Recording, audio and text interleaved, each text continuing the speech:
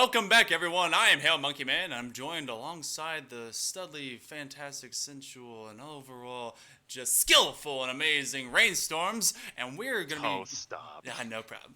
And so we're gonna be getting ready for our second series of the day, which of course is between the Banditos, the Bandits, and the Drakes. And so I don't know if you saw what happened last week, you at home or you Rainstorms or anyone that saw what really occurred, but the Drakes are no longer the Drakes that you really kind of know. And it's a little bit crazy. So Cryptide, who has been our super sub for the past 2 weeks, has finally found a team, mostly because that team imploded. And so that team is now together in one shape, way, or another, whatever. And so for the time being, the interim captain of that team is no longer Jaxie, it is Chillsend. So that's fun. Cryptide is now their addition. Plumado is still with them. Chill. It's a bit of a ramshackle kind of team. And to top it off, on the other side of this, we have the Bandits, who have also made moves. They traded Cisco for DaAnswer. So now Cisco is back with bags on the Thunderbirds. DaAnswer is on the Bandits. And this week, apparently, we're in need of a free agent. And who else to play the Drakes but a former Drakes teammate in Joe Young? This is chaos in bloom, and it's the most insane kind that I can think of. Week 3 Chaos reigns. This is going to be an interesting matchup, primarily because finally for Cryptide, a team liked him so much that they put a ring on it, decided to cuff it early, and so he's found a home. But Joe Young, he knows how the Drakes do, and the Drakes are going to do poorly today because of how... I'm just going to come out and say it. Just because of how new this team is. I don't think they've had the opportunity to really form any sort of chemistry. And so I think that Drakes will be a good team once they've kind of gotten a little bit more static and consistent. So I think the Bandits are going to take it today. You know what? You're not alone in that sentiment. I am going full Bandits as well. This Drakes team, they have a lot to prove to us right now, and they are a little bit ramshackle. I believe in Cryptide. Cryptide's going to do well. There's just going to be, it's a completely untested concept of what's going on, and just seeing, but on the other side of the tape, seeing Banger Boy and Joe Young in the same area, that's scary to me. They're both really good players, and Joe is probably, because of the drama and all the stuff that happens in this Discord and this league, seeing him over there, he's ready to thrash his former team. And so this is not going to be pretty. This is probably going to be a straight sweep throwdown. But we're going to go ahead and we're going to be getting down to the field, as this is not going to be comfortable for any of you at home. If you have squeamish constitutions, please roll higher next time with your 3d6 or your 46 drop 1, and otherwise just get ready and get your bags to heave into very soon. We're going to go ahead and get everyone joining as we get down to the field in the wasteland.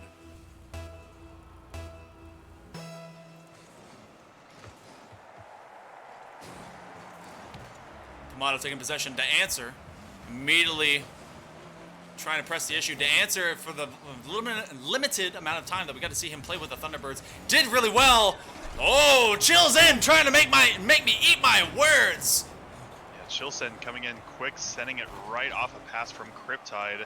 Gets it right over Banger. Can't come up and save it. Whew. That's a way. If you ever want to shut up the commentators, that is definitely a way to do it. Be the new captain and tell them, hey, you know what? I don't care what you say. We're going to score, and it's going to be good. The secret was I'm actually for the Drakes. I just wanted them to play their best. Snap! This is going to be purely Caster's Curse is what this is going to be. This is the whole thing.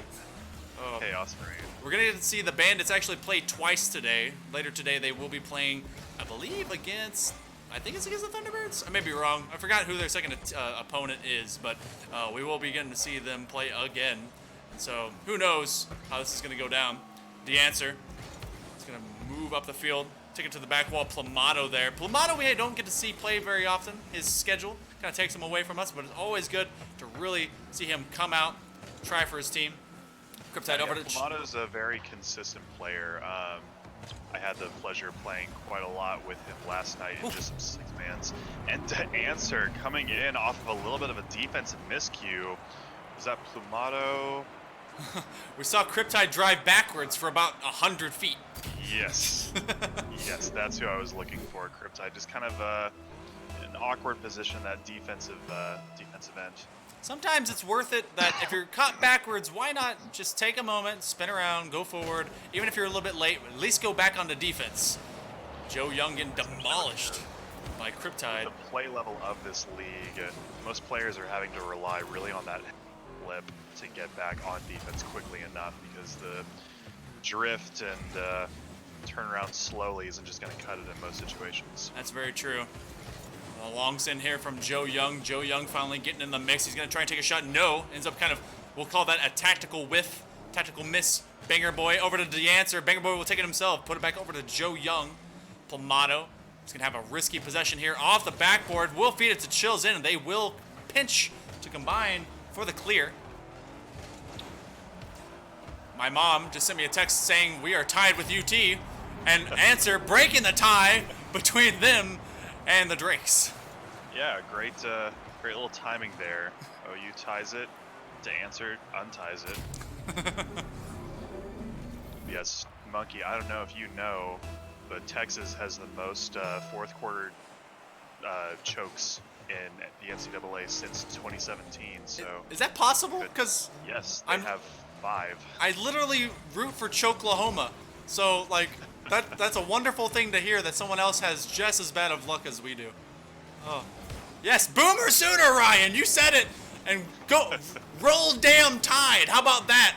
Yeah, go Crimson Tide too. Fine. We'll be mutual fans of each other. It'll be great. Oh, and right now the Bandits being a fan of how lackadaisical this defense from the Drakes has been, but Plumado will be able to just kind of roll and skim this down the lane and bring it back to 2. Plumado, or maybe Plum-Ado, with a tactical little demolition up to answer. I'm not sure if he could have gotten back there in time, but it was pretty to see nonetheless. Scored 65 points against who? Who did you score 65 points against? That's weird. Hey, but you know what? Drake's right now proving us wrong that this isn't going to be as down and dirty and just disastrous as we thought. Joe Young getting slapped in the midfield by Plumado to answer. Quickly coming around. Fortunate with that really long pre-jump. Joe Young. Sometimes being fortunate and lucky is all you can get in this game. Oh, and a nice strike here, and it will go Young. Joe Young. Yeah, Chilson, despite his best efforts to demolition the competition right there into answer, he can't get back in time to get that slow roller out. Oh, man. Chilson complaining that Pax is messaging him privately, messing him up. He's going for the throw. Interference on the media team, and Joe Young sending it in off of a great pass from to answer. Chilson and Cryptide with a double commit there along the wall, cost it up to the answer, and Joe Young is there to just send it right into the right corner. I dropped my Reinhardt figurine and all that. I was so excited. Bandits slowly starting to pull away.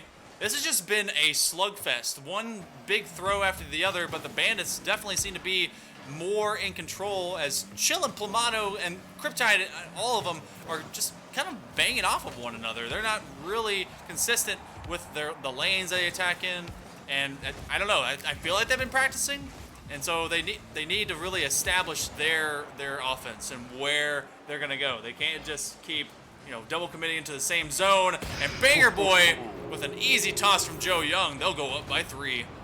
Joe Young just dismantling the defense. Chilson realizes the last one back, has to play it, just sends it right over to Banger Boy for the 5th goal in almost as many minutes.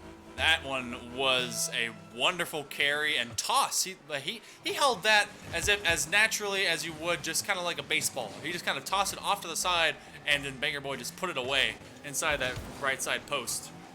Plumado drawn upfield, not exactly sure where he's going with that. Another dunk coming. Joe Young over to Banger Boy. Banger Boy looking for the answer, and the answer finds the solution. Oh my goodness, just an absolute smattering of the goal by the Bandits. Banger Boy sending it away from the goal, taking it away from the defense as De Answer is there to get yet another goal for his hat trick. So it maybe took some time, but the smack fest has begun. 6-2 right now. Bandits making it look bad. Oh, and a nice save by Plumado at least saves the 7th. Answer gonna deliver it back to Banger Boy. Banger Boy gonna take control. Bandits looking to put it away. If you could sum this game up, I would say it's SmackDown versus Raw, because the Drakes do look pretty raw here as Joe Young is 7 goals in 4-10, just dismantling this Drakes defense as nobody is back to take care of it.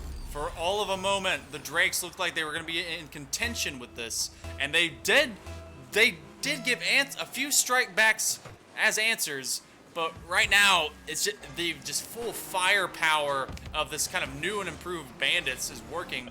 The Bandits may be looking to actually pick up Joe Young to, play full-time for him if this continues. Chills in.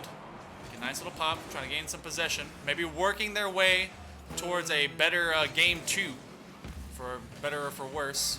They've got to find a way to make their defense more consistent as they are just running up the stat sheet. To answer not only with a hat trick, but also with a playmaker as well. The passing between these players is incredible right now, just sending it every which way away from any sort of defense that the Drakes can muster up as they experience the full operational power of this battle station. Oh, they thought that perhaps it wasn't working, but the Emperor came around and told them, no. We're blowing up that whole fleet. Do it. Someone execute order 66, or give me a sandwich. Cryptide, leave it over to Chills in. This will head to the ground, and this one will finally be put out of its misery as the Bandits will take game 1 in utterly commanding fashion. Yeah, you can hear that crowd in the background of Eggs just being raucous with that commanding victory from the Bandits. Joe Young, 4 goals, 2 assists on 5 shots, and to answer 3 apiece as he gets a hat trick and a playmaker award. So great heads up play from those two. 13 shots to 3, and Joe Young coming in with a fiery vengeance. You knew he had a chip on his shoulder and he wanted to punish this Drakes team for everything that happened last week.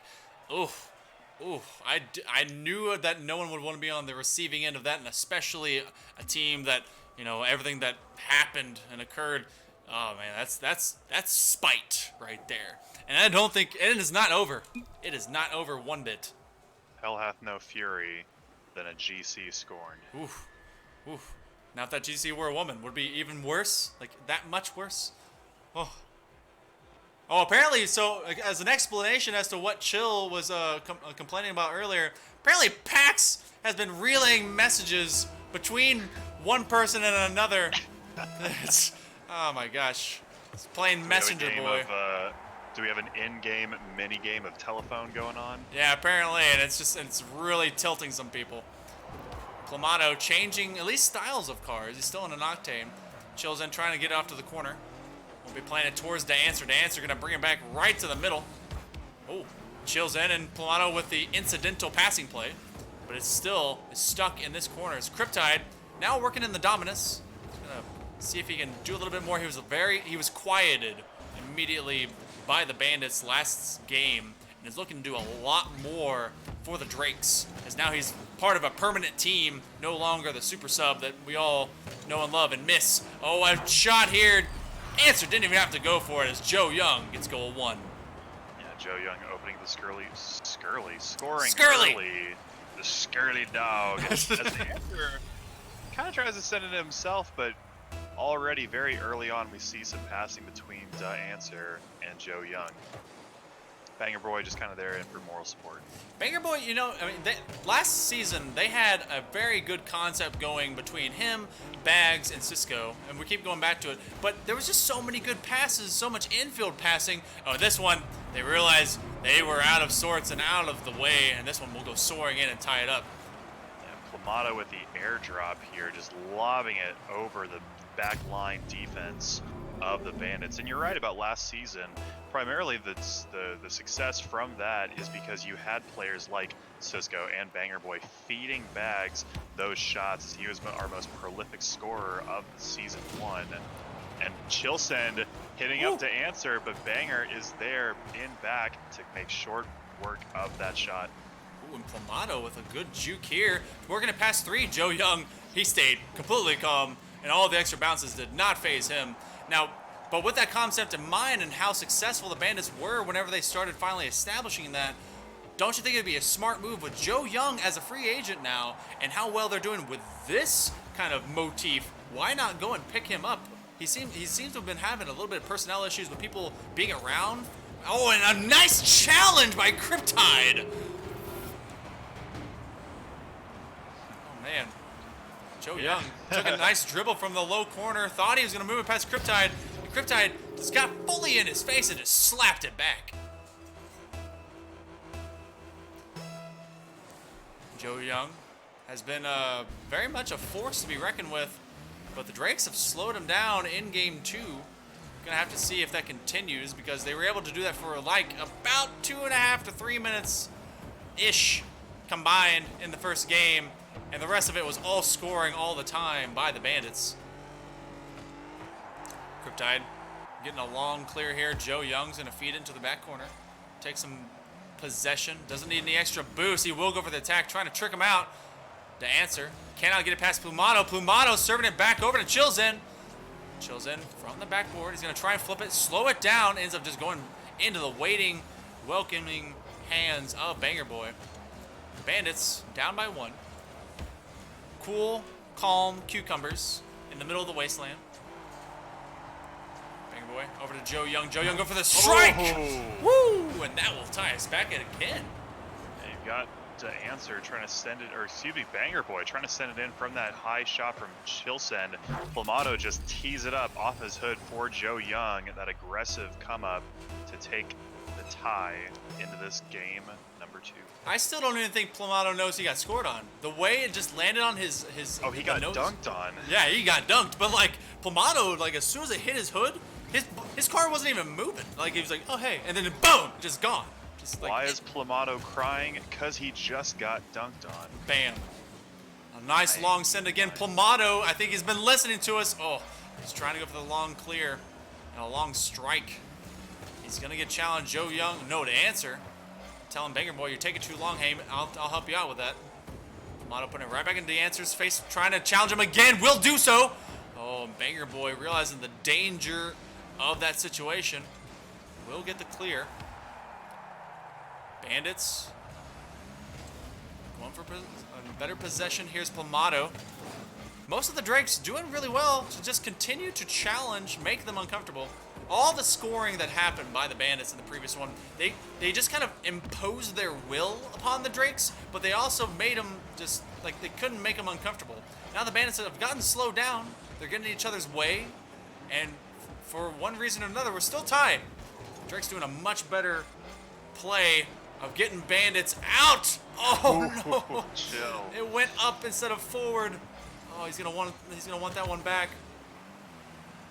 Banger Boy going for a strike here. Joe Young from the midfield. We'll take it from the left wall past Plamato. We'll go to Chillsend. Less than a minute. We're in a much better situation now with 1 minute left than we were in game 1. Game 2 faring much more beneficial. Much more fortunate for these Drakes, but a nice passing play here, and he just couldn't stop it, and the answer will take the lead for the Bandits. Yeah, to answer coming in off a good little pass to the center from Joe Young. Plamato's up, Chillsend is up. Chillsend gets a piece of it, but unfortunately gets his car a little rotated backwards, sending it in himself rather than out. He just wasn't... Unfortunately, Monkey, I have some terrible news. Oh no. Oh no. Texas has gone up by 3 with 9 seconds left. Yeah, it's over. I knew it. It's one of those things. Choklahoma. Oh! But will the Drakes choke through this one? It's slowing down. It's floating in front of the net. And I will continue to not be mad, because I will continue to shout at this screen. Cryptide over to Chillsend. Chillsend trying to get a touch on it. No. Banger Boy and Joe holding on to possession. Cryptide does not get a touch. The answer go for a dive bomb, and it will be Banger Boy. but he gets slapped away. Less than 10 seconds remaining. Plamato from Joe Young. Cryptide, the last man back. They will let it hit the ground. And the Bandits, not as dominant this time, but will take game 2. Yeah, much closer game this outing, but still quite dominant between Joe Young and To Answer.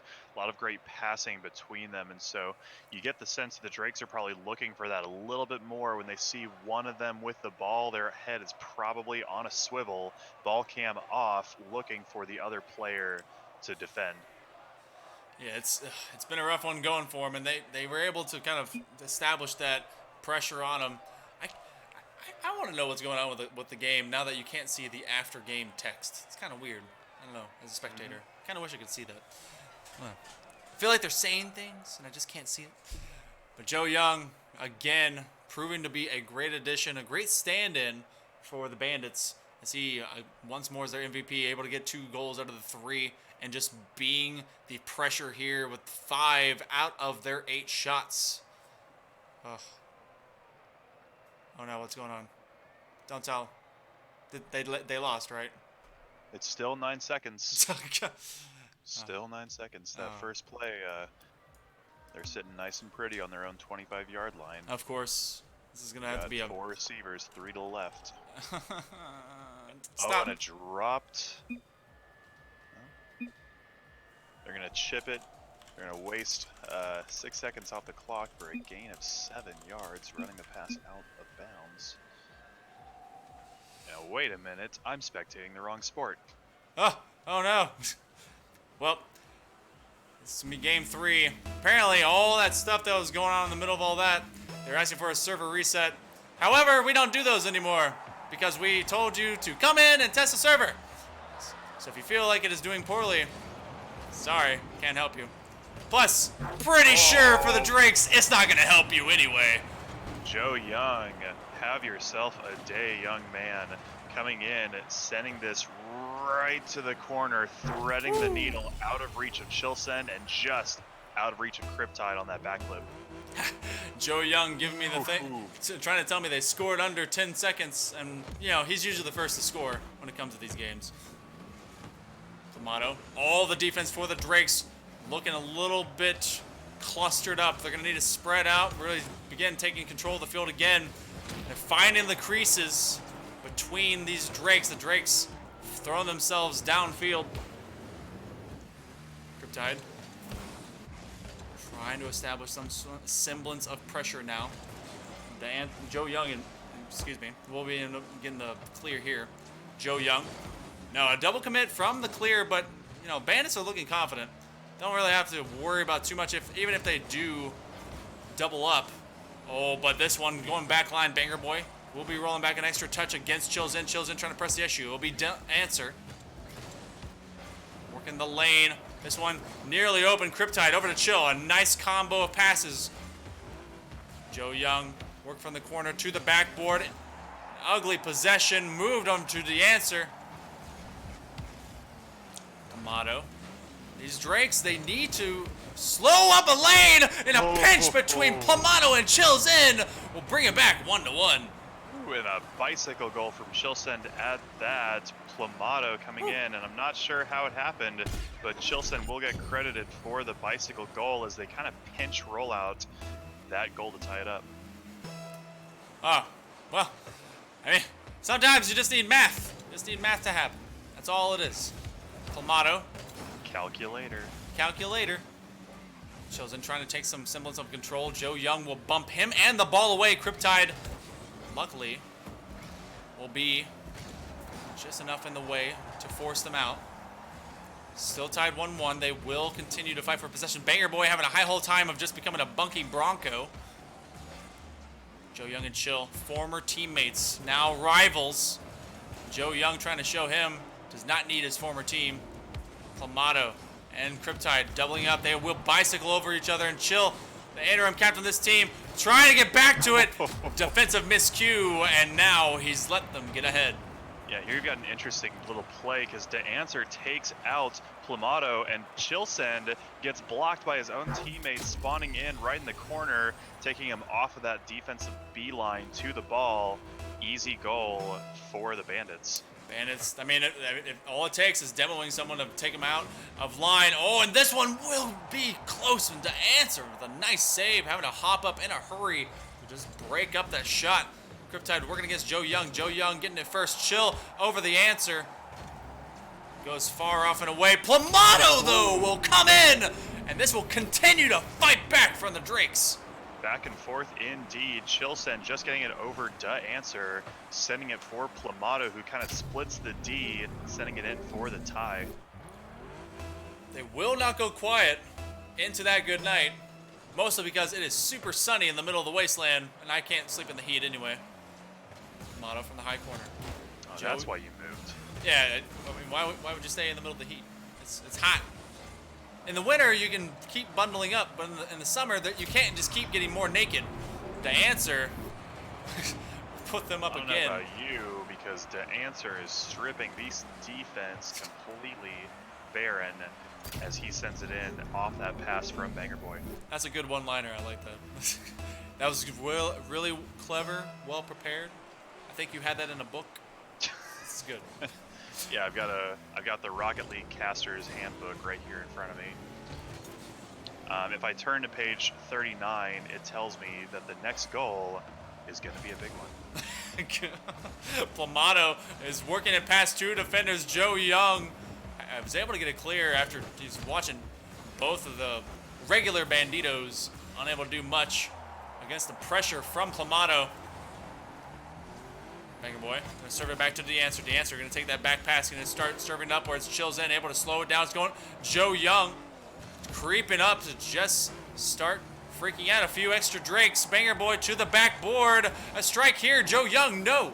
It will go off his wheels. DeAnswer, Cryptide, Chill having to combine for an effort there. Just enough to get the ball out. A minute and a half remains. The Drakes not wanting us to be correct in this sweep, in this dominance of the Bandits. And honestly, in the past two games, they've done a whole lot better in standing up to them. But can they rewrite fate? Banger Boy trying to set it up. Cryptide hitting the wall instead. Oh! Face slamming, and Chill will survive as DeAnswer went in full force to get that goal. Cryptide confusing himself. Joe Young saying, man, this is just going to go away. No. So unfortunately for the Drakes, Cryptide just can't send it away. Oof. And just serves it on a silver platter for Joe Young. Plamato trying to come up, but instead hits his own teammate in Chilsend as the Bandits will lead by 2. He was intimidating him right at the post, and he couldn't do anything. And now, ball possession becoming an issue. 2 men at the net, and somehow the answer survives. All the bumping, the thrashing, the scrappiness, oh, the melee that was up there. They're really trying to just throw them off. And that could have been a goal. And honestly, should have been. Chill's gonna bring it across the middle of the net. DeAnswer there to harass Joe Young there just to continue to bleed the clock. Less than 30 seconds remain. Drake's facing a possible sweep as the Bandits refuse to let up. Pistols in hand, the Bandits serving up to one another, infield pass.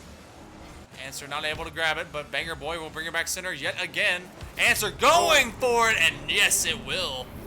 Banger Boy with his playmaker of the game, sending it off a little bit of a pinch, perfectly in place for DeAnswer, out of reach of Chilsend. 13 seconds remain, down by 3. And it's a stark day for the Drakes. They're trying to rebuild themselves. They're trying to come back to what these Drakes could have been, maybe should have been. But there's no stopping the fateful clock of time. And time has run out as the Bandits will take this in 3 in an easy sweep of the Drakes. It's hard to deny the chemistry between Joe Young and DeAnswer. Great plays from both of them all throughout this entire 3-game series. Great goals, great assists. And it's a really scary combo for most defenses that are probably watching this right now because, you know, you're thinking if you play the Bandits, you're hoping that you don't see that combo in their new pickup of Joe Young and their to answer. Yeah, it's rough. I mean, if that ends up being the newest combo, that's gonna be a much more lethal offensive. For some reason, I don't have you coming up. Weird. I don't know. Hold on. Let me do this. Oh, no, do this. Anyway, by the time you're getting up, it will be going to the next game anyway. But yeah, that if they end up picking Joe Young up, it's going to be something of a reckoning to have to deal with because he's ready to play. He's ready to continue being just as important of a playmaker as he was, be it with Tsunami of previous season, Drakes of this season, and I see a lot of different captains that may be lining up to kind of get him as the first free agent pickup going into after week 3 into week 4. And right now, the Drakes, they have a lot of work to do. They're gonna have to figure this out. But thank you very much, Goopy, for the bit. He is apparently a poor boy, and thank you so much for supporting the channel. But we're gonna be looking very quickly at our next series. There seems to be a bit of a mystery on this one as to the third player, but it will be the Ninjas going back up against the Avalanche. We'll be going back to the icy tundra of the Avalanche. This one, we're going to take a little bit of extra time. It's going to be about 10 minutes until then. So please, grab a snack, stick around, hit the bathroom, do anything you can to get ready. This one's going to be pretty lit, as the kids say, fam. AF. Hurts. It hurts so bad. See you soon.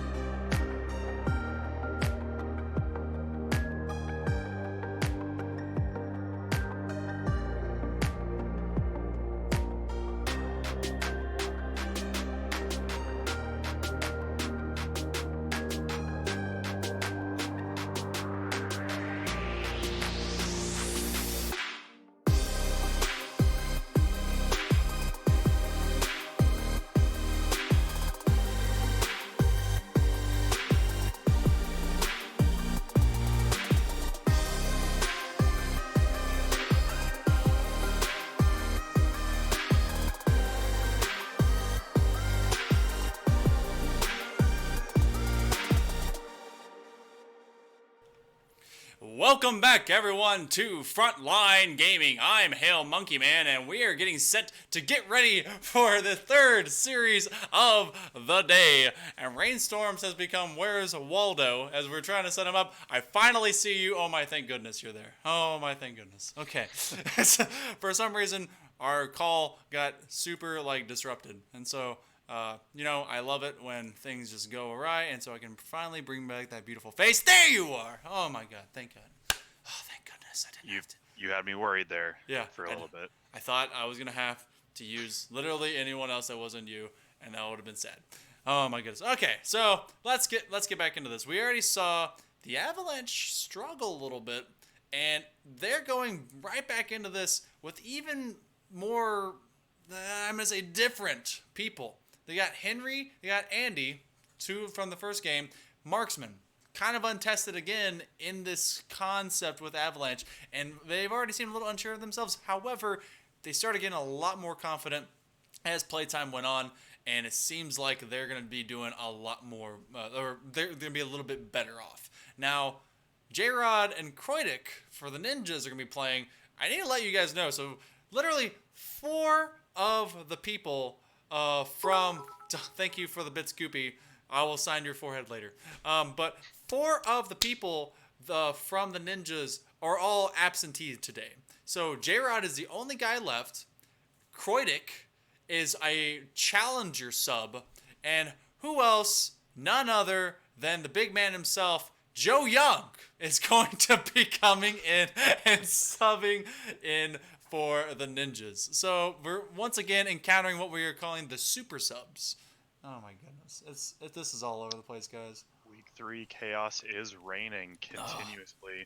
I think knowing what we know about Andy and his prolific scoring against the Mob earlier today, I think he's going to come in and continue with those kind of ball handling skills that we saw earlier, and with the mismatch of players from the Ninja and the quick substitutes. I think we're going to have a similar situation in the way that the Bandits handled the Drakes very early on, very quickly, very efficiently today with Avalanche versus Ninjas.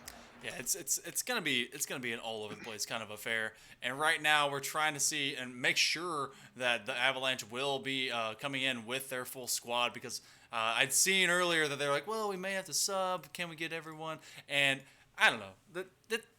I love you guys, and I love scheduling things, but man, this is difficult. It's a very last second putting in these subs that didn't even exist.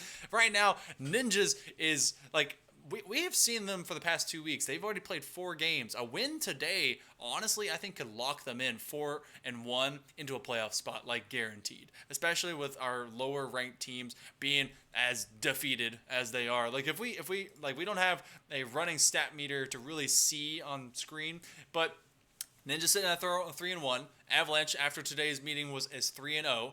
The Mob currently 1-3. Casual still 0-3. Bandits now at 2-1.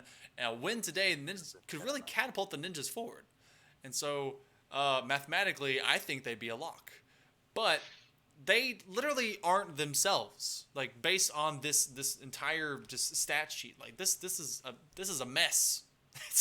You have someone from the Challenger, someone that just left another team, and then the one guy that's with the Ninjas. So it's crazy. What? Yeah, a little bit of a mess there, but we seem to be having some technical difficulties with cross-platform. Of course there is. Yeah. Oh, goodness gracious. And so we're going to be fixing this as best as we can and make sure that we get to the game at hand as swiftly as we can. And by the way, if you're just now joining us, obviously, we do this every Saturday and Sunday. This is the Frontline Gaming Community Season 2 Fall Draft Series. Today is our Champ League Saturdays. Tomorrow is our Challenger League Sundays, where today you get to see Champ 1 through Grand Champ gameplay. And then tomorrow you get to see Plat 1 through Champ 1. It looks like we're able to actually go down to the field. They're finally ready for us. And it will be what we will call the Ninjas versus what we consider to be the Avalanche. It looks like all of the Avalanche has shown up. So the team formerly known as F. It's definitely something. So, whatever it is. Captain Quickscope, is that that's marksman. Moniker for Marksman? Yes. All right. He apparently has a different moniker to deal with. But whatever. You know what? I'm okay with it. All right. Get your video when you can. Joe Young trying to service it up. J-Rod a little bit late to the party. I think J-Rod, Joe Young, and their good old boy Kreutig, I think honestly that's going to be pretty lethal for this Ninja squad. Captain Quickscope, a.k.a. Marksman, he's really good. As they may end up doing the whole lean on Andy kind of ordeal, but we're going to get to see that evolve as the time goes on into this first game against the Avalanche. Marksman taking it downfield. Joe Young will be there to press the issue. Andy, again, he's had a lot of practice in just being the boom man, trying to get there. Captain Quickscope's going to bring it back to middle as he immediately deletes Joe Young from the defense. Kreutig able to 50 with Marksman. And now they're on the counterattack. A long carry. Kreutig trying to reach back to it with a little extra boost. Andy, I have noticed, is very, very good at these ground-to-air dribbles. Just a lot of good control. And he just takes it away from all the defenders trying to get to him. Oh, but the extra rollouts from Joe Young working against Andy. I know that Joe Young's going to try and prove he can hang with even the bigger boys. He's already a Season 1 champion. And if he can, maybe come back to his own, build up his free agency stock, he should be finding another team post-haste. Yeah, especially with the performances that we've seen from him today. I was able to take a little bit of time with Joe Young just after that game, and he called that a vindication game. Definitely feeling good after it. He kind of he enjoys it. It's one of those where when you just get that hardcore feeling of like, man, I really want to just take it to my team, then you get it. It's kind of a thrill. So you got to feel for the Drakes. But, kudos to you, Joe. Hope vengeance tastes just as sweet. Henry over to the high corner. Andy will take it over Joe Young, and now a goal coming. Oh, and not in yet. Kreutig with the save. Yeah, double post from that shot. Really unlucky. The Avalanche still sitting with goose eggs on either side. Them and the Ninjas. Ninjas, you think, will get frozen up. Joe Young, the presence of mind to lift and rise to the occasion. Joe Young from the ceiling. He'll be going for an extra flip. A nice touch here. Henry all alone in an island. Henry not panicking, staying calm, staying square. J-Rod. Kick it away. The Ninjas will now be pushed back into their zone. So Andy will be there to fight and challenge it from the corner. Andy, of course, the initiator. What would be the opposite of the closer? The opener? Would that Yeah. be? Is that a proper term when you're talking about like closers? I don't know. Like, is that baseball? Like, well, I was thinking kind of like it was kind of like a Law and Order kind of thing. I don't know, but like, nice. Well, I'm trying to figure out terminology. Marksman comes in with a quick shot. Captain Quickscope with. I was really hoping he'd have a spin there so I could call it a 360 no scope, but We'll get one eventually. flat as a pancake on that shot. He'll give us something. I've heard that man talk before, and he's pretty calm. He's a pretty cool customer, and Andy playing it cool here. Yeah, Andy just coming in right out that face-off. Kreutig's keeping an eye on him, but he's able to send it past, and Joe Young waited just a little bit too long to roll out on that. Joe Young may have spent all his energy and all his want to win in the previous series. Gotta wonder if he's really kind of invested into this one. But hey, you know what? This is the best that the Ninjas could come up with at short notice. Kreutig is a little bit turned around, and Andy able to just take a touch right at the goal line. Yeah, that's what we've seen from Andy so far all day today. He'll get you with that scoring really quickly with that nice little flip reset, touching the ball with those wheels. Woo! Every bit of it. Avalanche rolling through 3-0 right now over the Ninjas. Originally, there was talks of these Ninjas having to pick someone up that would be a free agent later but wasn't now, and they may have had to take a first game loss. I'm starting to think they should have done that in the first place, but hey, you know what? They're just going to put the smatter of goals into this net right now with Henry joining the scoring palette. Oh my gosh, the flippy reset. the chat says with a giant yawn. Oh, is that not good enough for you guys anymore? Not a cool Are you thing? not entertained? Jeez. Andy carrying it the whole length of the field, trying to make you guys excited about something. Henry and Captain Quickscope completely double committing to that. Joe Young trying to flip it up to Croydick. Croydick a little bit late to the party. The Avalanche continue to roll downhill. With a win here, they would be 4-0. With a win in this series, rather. And I'm pretty sure that would put them well within range of being guaranteed a playoff spot in the top 6. Now, the math still exists that they could not make it, but that's a pretty tall order to not make it from being that undefeated. Andy, an easy roll past Croydick. Joe Young trying to flip away. J-Rod just trying to get up high enough to a challenge. A little bit of an open net as Henry's trying to recover back to it. J-Rod from the corner. Henry again. Oh, just a wide open, but a wide shot. Joe Young from the near corner again. Andy, be flipping past it. Avalanche just continues to be content to pepper the back line wall. And a nice shot here will be a double save. Go to the ceiling. We'll head to the ground as the Avalanche will be taking game number 1 over the Ninjas. Yeah, and pretty handily too. Andy with many of his own goals. It was just a really great performance from the Avalanche in game 1.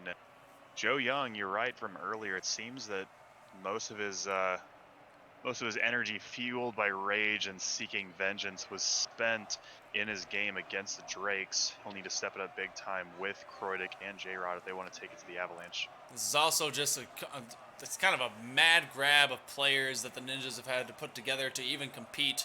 At one point, I thought that this would all just be like free agent subs and like no one from the actual Ninja squad on here, which would have just been weird. But Andy definitely propelling the Avalanche along. Henry and Marksman, actually still contributing, getting the goals that they need to. And a big spike, as we see, as is characteristic from Henry. Someone's always stepping on his Ethernet cord, I guess, making the internet stuck up behind it. Joe Young, though, for as less as he did in scoring, he did just as much in saves. And that's the only thing that kind of kept the Ninjas in this for as long as they were. We're going to need to see much more on the offensive side of things, or else the Ninjas are going to be facing. I don't know if this would be their first sweep of the season. I'm not sure. Andy is the tip of the mountain, as Henry says.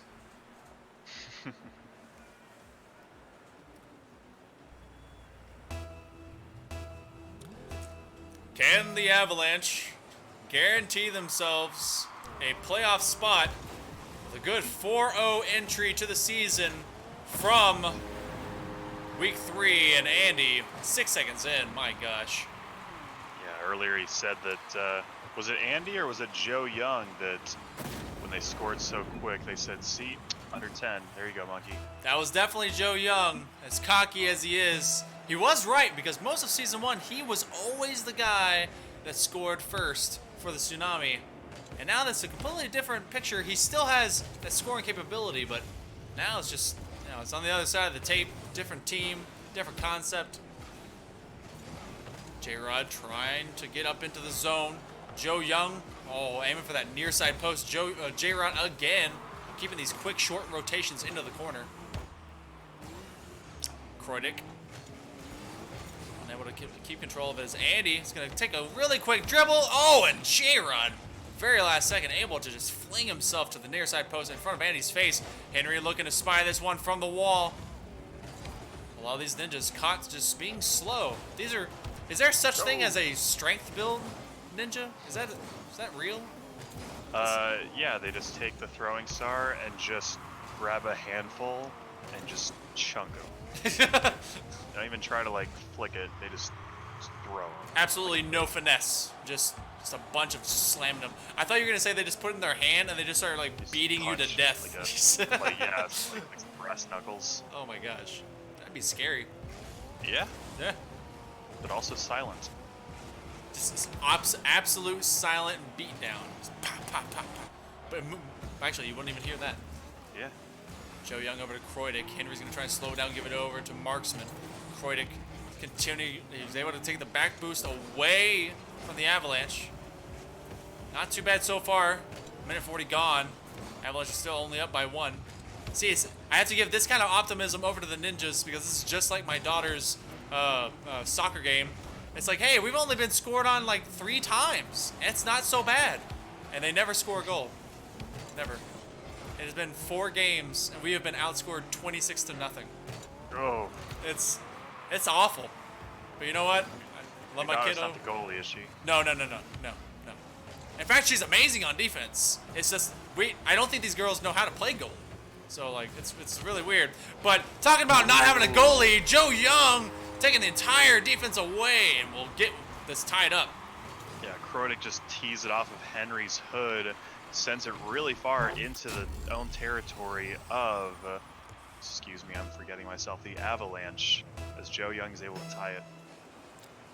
Joe Young finally pressing up for the Ninjas. They're needing that quick strike. Oh, Andy finding himself a little bit lackadaisical. He's got to be feeling a little bit, comfortable after all these games. I haven't seen anyone challenge him too much. I pray for the day that Andy really and truly finds a challenging team that makes him completely unable to do what he does normally. Because this is just like a walk in the park. This is just him kind of performing at his leisure. I don't know. It just doesn't ever seem like he's struggling. J-Rod, no, Andy trying to service it up to a man behind him. No one exists. Andy gonna risky back pass over to Henry. Henry, take possession. Off for the wall. Kreutig there to challenge it. Will 50 and down. J-Rod from Kreutig gets going back center. It's gonna be far post. Marksman is able to flip to it. Not a big touch there, but Henry with the follow-up. The Ninjas continue to pepper that side of the goal. A good 50 in favor of the Avalanche. Brings it back to the Ninja side. They will establish midfield dominance, and it didn't take long for Andy to take that and turn it into a goal. No, and Andy for his second goal of the game, already on his to a just barely gets a piece of it. Right angle, sends it high right away from any defenders. His shot accuracy is astounding. I remember it was week 1 and week 2 for a little bit. He had a bit of an accuracy issue, but with the amount of times and opportunities you get, just able to get near the posts and to the upper crossbar, I guess it doesn't matter at that point. Joe Young trying to force it between 2. Will get it past Henry. J-Rod has to get there, and he does! Avalanche cannot buy a clear in this. Joe Young, it looked like he was going to get that thread the needle goal. Andy just kind of bounces right on top of it, and J-Rod just comes in and stuffs it into that goal. J-Rod smelled blood like a shark in an open sea, and he had to go as fast as possible because Andy was looking for a second touch after that save. A shot here, Andy not able to split the defense, trying to repeat what the Ninjas just did to them. We have gone under the minute mark here. Henry from the backboard, Marksman with a shot! Fully commits to it. That was a great shot opportunity, totally given by Andy for that really nice kind of like a doink back pass, really high up there for Henry. Joe Young back to Henry. Joe Young taking it away from Henry as Henry didn't really toss it further downfield. J-Rod just trying to bring the defense offline as he is now, without any boost, challenging against Andy. Joe and Andy continuing to kind of buck up against each other. Oh, and all 3 defenders, just collateral damage between them. Continue not to be punished. Save that. That could have been much worse than what it is now for the Ninjas. Could have been. Yeah, honestly. Less than 10 to go. They're going to be heading towards an overtime unless this can end in regulation. Kreutig trying to give it over to one of his attackers. J-Rod will put it to the back line. They're going to slow it down. It is still airborne. Andy go for a touch, and Henry will hit it to the ground. Safely aside, going to OT.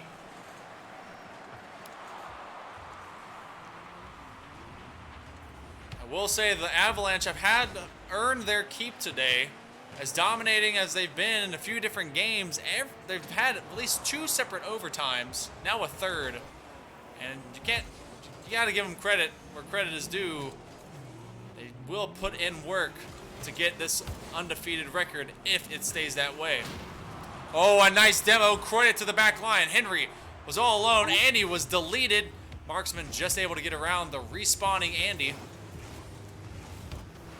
Croydon will send it back center. J-Rod puts it back in Andy's spot. He was able to read that possession and challenge against Croydon. This is the last man back. Andy going for the bump. Andy clearing the goal, but Joe Young rotated just enough back. Nearing 1 minute now in overtime. Pinch in favor of the Ninjas. Goes right back into Henry's possession. J-Rod with the redirect. It goes to Marksman. A double commit. J-Rod still on defense, but who else but Henry? Andy spying an open net, and that is not what you want to do if you want to survive in this series. No, and of course, Avalanche is going to take game 2 off the goal from Andy, his hat trick for the game. The Ninjas were in it. They were in until the very end. It's just a great pass from Henry, taking it away from the last defender back right to Andy. The Ninjas were in it, but thus far they've not been in it to win it. They have been just behind the bell curve, 9 shots to 7. Pretty dead even in terms of stats, but it's Andy driving home that hat trick score, and obviously you can tell where, once again, where most of this offense comes from. The Avalanche have to thank their lucky stars getting that first round pick in our draft, because it has been one of the most beneficial for American Banter and his entire team and roster.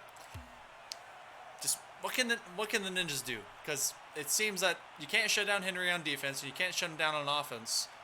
They were able to demo him once and it opened up a few lanes, but it's really hard to catch Andy unawares. Like, I don't know.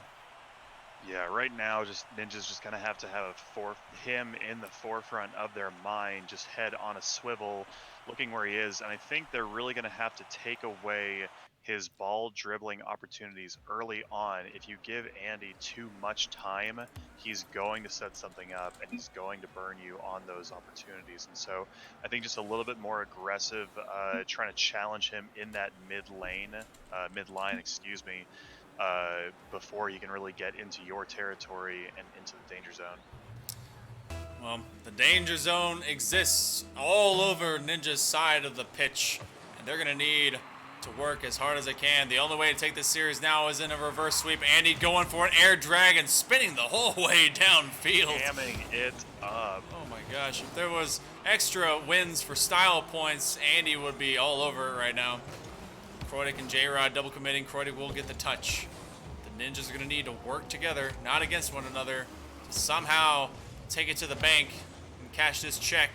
But right now, clearing their own neck. Croydon is back, whereas J-Rod is again the same. Thus far, yet to be punished for it. Quickscope centering it 3 times, cannot have a teammate come in to finish it off.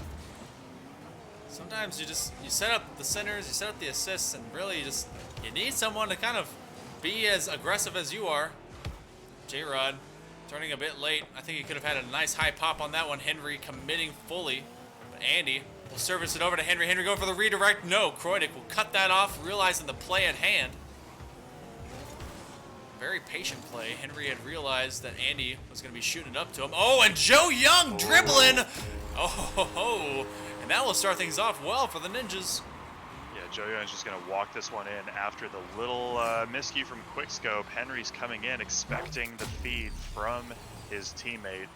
Joe Young's just going to walk that one in. He had confidence. And definitely Marksman, I think, should have had a touch on it, but it was a really good just kind of catch from the ground by Joe. Henry, oh no. Henry able to kind of backflip just enough to get the clear. Andy had just let his defense do what they can. Full trust. Seems this trust is not being paid for in kind. So Andy, I think, is going to have to go back to being the aggressor. That could be a better term than the closer, the aggressor. It's like, it's more like negative connotation or just harsher. Oh, but a shot coming in, and Marksman with a good save from the mid-ground. Putting it right behind him. He's lacking a lot of boost. And together. Him and Andy able to get it clear. Henry from the far lane. Him and Andy trying to set up a shot. He's going for right at the bottom 90 of that post. Is anyone back there? It's going to peel away. I thought that was going to peel in. These posts confuse me. Andy working against two. Needs to get past the third. Cannot. A nice steal. And a great shot from Croydick. Able to just get it at the last second as Andy from Joe. And Joe to Croydick. I don't even know if he knew it was coming, but you know what? He swung at it and he scored.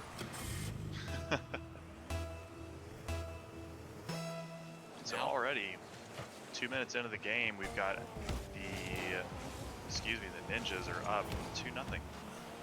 It's a much more fortunate affair so far for the Ninjas. They're going to have to keep their foot down on the pedal. Cannot let up. They found a way to kind of find a chink in the armor. A little bit of a crease. Oh, and Andy getting slapped away. Croydick again trying to at least force the midfield to open up. Andy and Avalanche controlling it for the most part. It's a little bit of a scatter plot right now. That was a lot of Southern that just came out of nowhere. I apologize for that. Right now. Right now. Right now. The tongue so rougher. Oh my goodness. So brother. Check it out now. Stop. Henry's going to get the clear from the backboard. J-Rod will try and keep possession for the Ninjas. Does so. Works it past both Andy and Henry. Marksman there to the low corner again. Oh, getting demoed. Going to open up a shooting lane and we'll go high. And Andy, ooh, Henry getting a little bit of vengeance. Wrong person. But a nice shot here will be shut down at the post. Never did I know how much I wanted a Hank Hill rendition of Black Eyed Peas. As Andy is going to just walk this one in all by his lonesome, getting it past J-Rod, setting it in himself. Makes it 2-1. Ninjas still have the lead. Well, dang it, Baba, that just ain't right. Still up by one. Now. How about now? Soul Brothers. We got propane and propane explosions. Croydick is going to try and challenge against Henry. Will win it. Andy is going to get the touch from. Every time I see Andy with a good clear, like he's already clearing it from the back wall, and it goes at least half the field. He gets it all the way out to midfield and just doing good work in his ball control. Henry, left backwards. J-Rod. God, now that we did all that, it's just constant Southern accent. Stop. This is awful. 1 minute remains. J-Rod is going to go up against Henry. Marksman gets right up underneath him. Croydick will try and put it to an open net. He doesn't have to do anything apparently, and he will go up by 2. Yeah, nobody's in position to make something, and this goal by Croydick is brought to you by Strickland Propane. Andy quit saving my shot, says Joe Young. Oh gosh. Trying to get into the head a little bit of the Avalanche scorer. Ninjas looking good right now. Up by 2, 45 seconds left, but a ground to air dribble is going to try and air drag it. Going to that, if he had anyone following him, I know it's hard to read, but if you just like trust in Andy, there should be a hashtag trust in Andy. TIA, trust in Andy. Henry, no, it's gonna be Andy. Who else but Andy? He's gonna try and drop this in, and it will go in under the crossbar. There's still a chance for the Avalanche to take this sweep. Trust in Andy indeed. Great little air dribbling from Andy right over Joe Young and right under Croydick as he kind of, a little bit of a rarity, but he splits the D in mid-air. That is skill. That is some kind of craziness. Andy immediately going up for it. This is going to drop to the backboard. Will it go in? Yes, it will. The comeback coming quickly. And there's that little assist from Andy, passing it. It looks like it's going to drop in all by itself. Henry thinks that that might be a possibility. It goes off the crossbar, and he is right and puts himself in position for the equalizer here in game number 3. Ninjas had to just survive for 45 seconds. They had to survive, and thus far it is bleeding away. A shot coming in, just able to get rid of Captain Quickscope. Oh, it's gonna be overtime. And they have to stop Andy. That's literally it. Stop Andy. Hashtag stop Andy.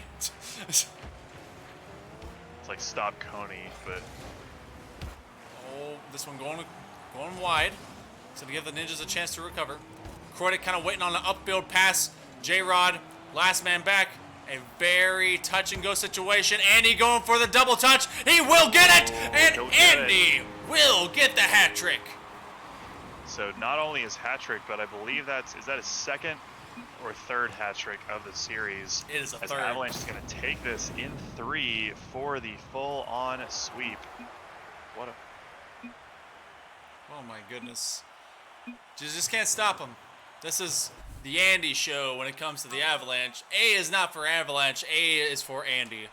And he's doing it all. They had 13 shots to the 11 of Ninjas. And the Ninjas, they had it. They were up 3-1 at one point, 2-0 before that. And then it just took 3 quick scores in less than 40 seconds. And, ugh. You got to feel for the Ninjas.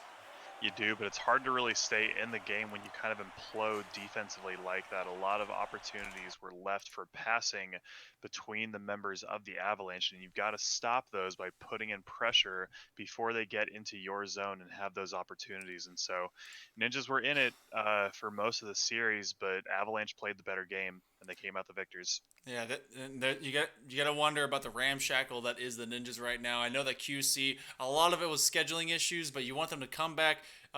What's good for them is that they dropped to 3-2, and so it's not they can't have an off week. And luckily, they only play once today. So if you're gonna have an off week, only do it once. So you know what? That's fine. It's good. They'll come back with maybe their actual team that we've seen do very well against others. And Avalanche, you know what? They're 4-0. I'm pretty sure they're in the playoffs. There's no way they're not going to be. But my only concern with them is if it's just Andy, it's literally just Andy. What happens the day that Andy isn't there? Is Andy ever not going to be there?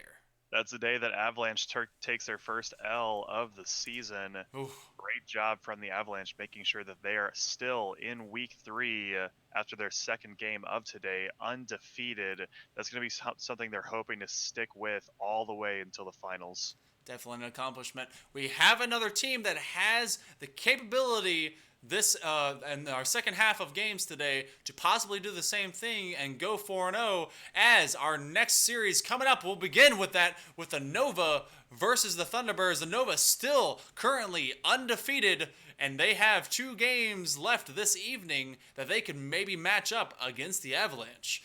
Can they do that? We'll see very soon.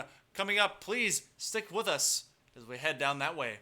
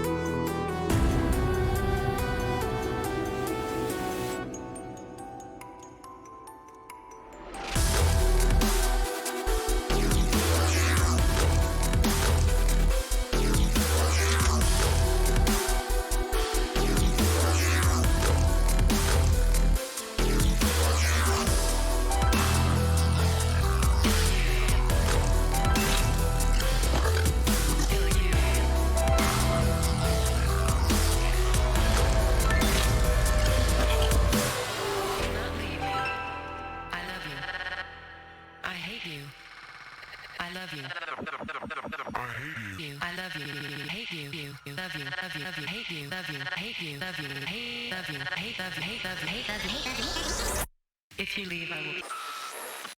Better yet, I will kill you. Kill you. Kill you. Kill you. Kill you. Kill you. Kill you. Kill you. Kill you. Kill you. Kill you. Kill you. Kill you. Kill you.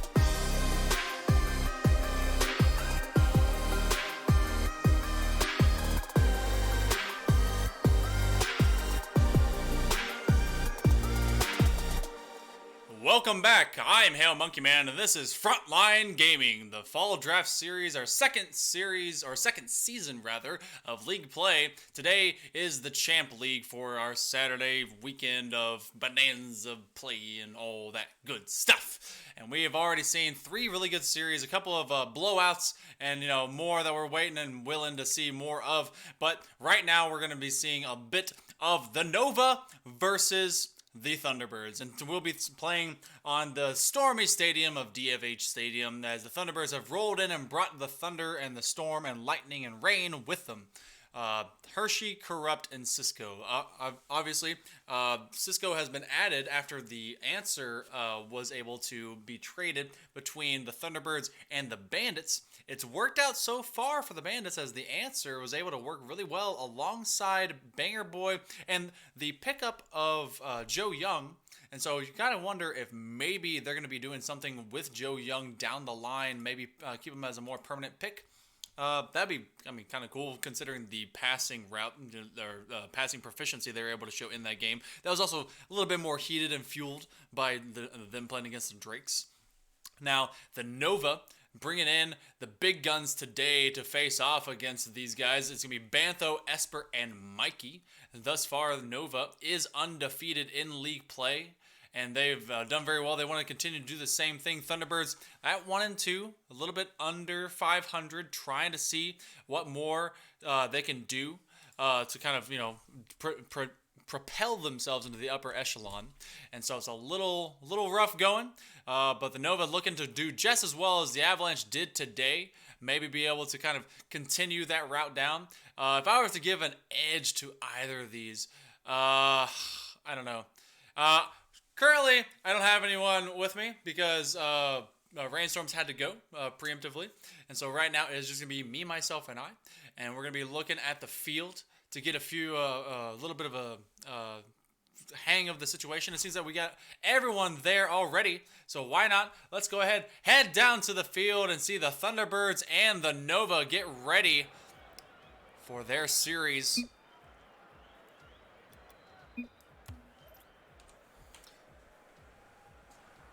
It's going to be game 1 of a very feisty series, I believe, between the Nova and the Thunderbirds. We're already getting ready to go. It's going to be Mikey, Bantho, and Esper against the likes of Hershey. What's going on? What's happening? Really? No, let's continue. Oh my goodness.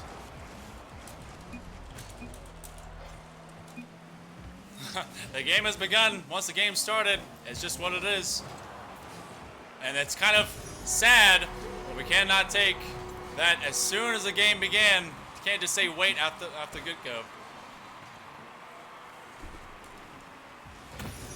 It's very unfortunate. That's just one of those things that happens. Immediately, Nova taking advantage of opportunity. No reason not to, as they, well, I mean, they're going to find very few as they're going to be going up against this very rowdy bunch of Thunderbirds. Hershey bringing it upfield, going to be working the corner, trying to work against Bantho. A nice clear in Hershey's lane. Esper. It looked for all of a moment that he was good to go. What in the world is going on? It looks like they're going to continue to play for after a little bit. We may have to find a new server. Corrupt having a little bit of issue, but they will have to continue to play on this one for the time being. Esper from the side wall. We continue to carry it. Move into the midfield. Bantho. No, Mikey playing against Hershey. And a nice strike here. And Bantho able to put up the Nova 2-0. Mikey with a good touch from the corner, and Bantho able to play not one but two, as Corrupt and Hershey weren't able to do much of anything. How is he not able to connect? Well, if they're having that big of a connection issue, then we will have to just kind of figure that out in the long run. For the time being, this server is just going to have to be played on. Corrupt onto the back line. Bantho from the corner. Hershey, no, Mikey. Now Hershey. These guys back and forth the whole way down. Hershey trying to go for a slow strike, and Bantho from the backboard. A nice save there. Nearly 2 minutes in. Corrupt reverse doinking it over to Hershey. Hershey can't quite get a snag of it. Cisco will get a nice dribble, but it will play immediately into Esper's possession. Corrupt able to disrupt just all for a moment. Right now, the Thunderbirds looking for anything to threaten the back line as they continue to have technical issues. Those will have to be addressed as things go forward. A shot coming here. Oh, but an extra save by Bantho. Who knows if that was coincidental or not. He was able to get himself right back into the middle of the net, middle of the paint. He did what he could and has stopped any semblance of scoring so far. Mikey with a good long clear. Going back over to the Thunderbirds' possession. Cisco. Ooh, can't get it past Mikey. Mikey with a good strike. Bantho, no, Esper. There to threaten. And Bantho's going to come up from the back line after Mikey's, ill-begotten backwards pass. Does not punish them for it. Bantho able to get the clear so far. Mikey feeding it to Esper. Esper with a nice passing play from Mikey. And Bantho going for the dunk. No, he's denied by Hershey. Corrupt. Ooh, taking a good challenge away from Mikey. And Esper's going to have to take this all as lonesome. Hershey was aiming to challenge as Bantho was running up after it. Bantho trying to conserve what little boost he has remaining. And no one going up to the center challenge from the Nova just yet. Ooh, Esper taking it off of Hershey. You can hear the wind and the flames off of that boost. That was actually really cool. Like we're in the middle of a jet engine. All three defenders of the Nova sitting quietly in net, clustered together. Bantho's going to finally get the good long clear. Mikey, faking the redirect. Corrupt is going to have to stay back line. He will stay on the ground, praying that it would not go in net above him. Right now, it's an open. It was kind of an open net, but Mikey able to shadow Corrupt away for the time being. Getting a little bump, Cisco working backwards from the Thunderbirds' net. This Nova offense continues to threaten and drive the Thunderbirds back into their cage. You may bring the lightning and the storm, but we're going to bring the pain. Pretty sure that's what Nova said. I don't know, I could be making that up. Pretty sure I made that up. Cisco over Esper. Hershey from the near wall. We'll take it from the low corner. Mikey over one, not over two, as Hershey will challenge up. 20 seconds left. It is not boding well for the Thunderbirds as they work for the timer. Right now, technical issues aside, have not been able to find any kind of shooting opportunities. They will play slow, they will play it low, and they'll leave it on the ground as Nova will take the first game off of the Thunderbirds. These pings look fine to me. This honestly is no different from what we were seeing with everything else. Mother Russia, I suppose. So Thunderbirds, they're gonna need. I know that there were things that occurred. That off the start there was a game crash, and apparently there was hard to get into the server and all that. But from what it's looking like, it's pretty stable. Looks very playable. It's nothing that's completely requiring a reset, unless they're gonna just request one. For right now, I think we can move forward.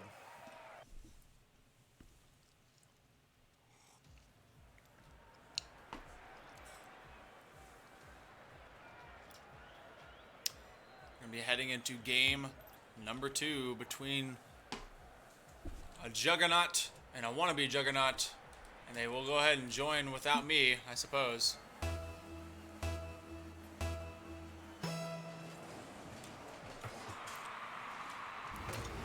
From the high corner, no. Corrupt be trying to take some possession. Ooh, a nice challenge over Bantho, as Bantho and Mikey are stuck together like two kids that found a whole tub of craft glue. Corrupt will go on the attack. He will miss a second touch out from the wall. Esper, the long dupe downfield. Esper bringing it back center. Oh, and it will go wide. A little bit too much pepper on that steak. Bantho will bring it back. Thunderbirds have to do a lot better on denying these extra scores. They only let in 2, but 1 quickly on the way as Bantho will open us up for the scores. Cisco tried getting a clear, ended up putting it right into the middle of the field. He tried directing his car, and it just did not happen one bit. Esper from the midfield. Mikey will immediately take second touch. Thunderbirds trying to set up some offense. This one going to the backboard, and Cisco a little bit late. He was going to go for the dunk after that nice backboard touch. Hershey just trying to challenge. It will go against Bantha, but Esper taking it from the midfield again. The Nova doing very well at establishing a midfield dominance. But the quick counter strike of the Thunderbirds is soon to develop. They'll take it from their back corner. A little bit of extra boost on the way. Cisco working against Mikey. Mikey go for the mathematical dunk, and Mikey will open it up 2-0. Cisco had a bit of an air drag forming here, and Mikey just presses the issue, gets right in his face, and forces that really hard strike under the crossbar.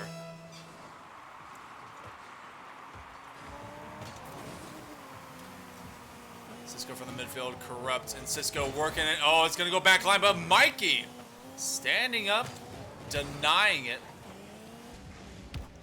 These Thunderbirds are looking disheveled, their feathers all a mess. Hershey with a good dribble here. Bantho able to deny from 2, and that's a double commit, as Corrupt is the only one back.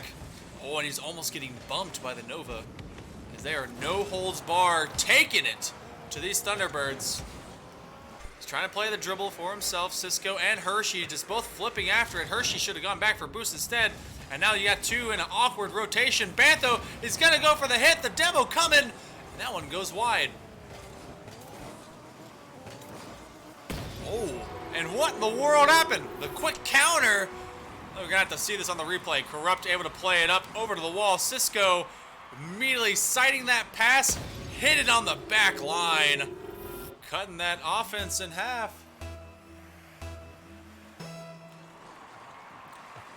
The Thunderbirds are gonna have to do more than just wait on counterattacks. Sometimes that works. But if they're gonna make a game plan out of it, it's gonna have to happen more often. They cut the drought after getting outscored in a 4-0 run between 2 separate games. The Nova continue to be a pressure team. Hershey going for the dribble. Corrupt. A little bit. You gotta think that was a little impatient. Corrupt gonna try and redirect it again. Move it over Mikey. Esper back to the corner. Corrupt trying to get it past Esper. And right now you have a huge double commit of defenders. Mikey taking advantage and will put them back up by 2. Corrupt went to the corner, and Cisco thought there was just enough space to go on the attack, but he didn't realize that was being served up to Esper on accident, and immediately gets punished for it as they left a wide open net for Mikey to score in.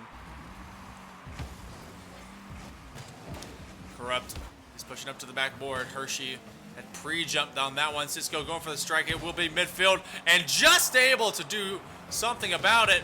Mikey bumping it out and demos everywhere. The Nova, they're fighting off a feisty flock of birds in the Thunderbirds.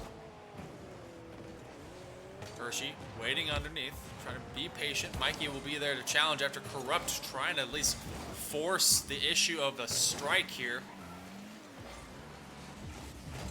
Hershey getting bumped into space, bumped into the clouds. Mikey from the corner. Esper's going to roll back on it. No, he will not. He will go for defense instead. Should be a wise decision. Less than a minute and a half remains in game number 2. Nova being a dominating force against these Thunderbirds so far.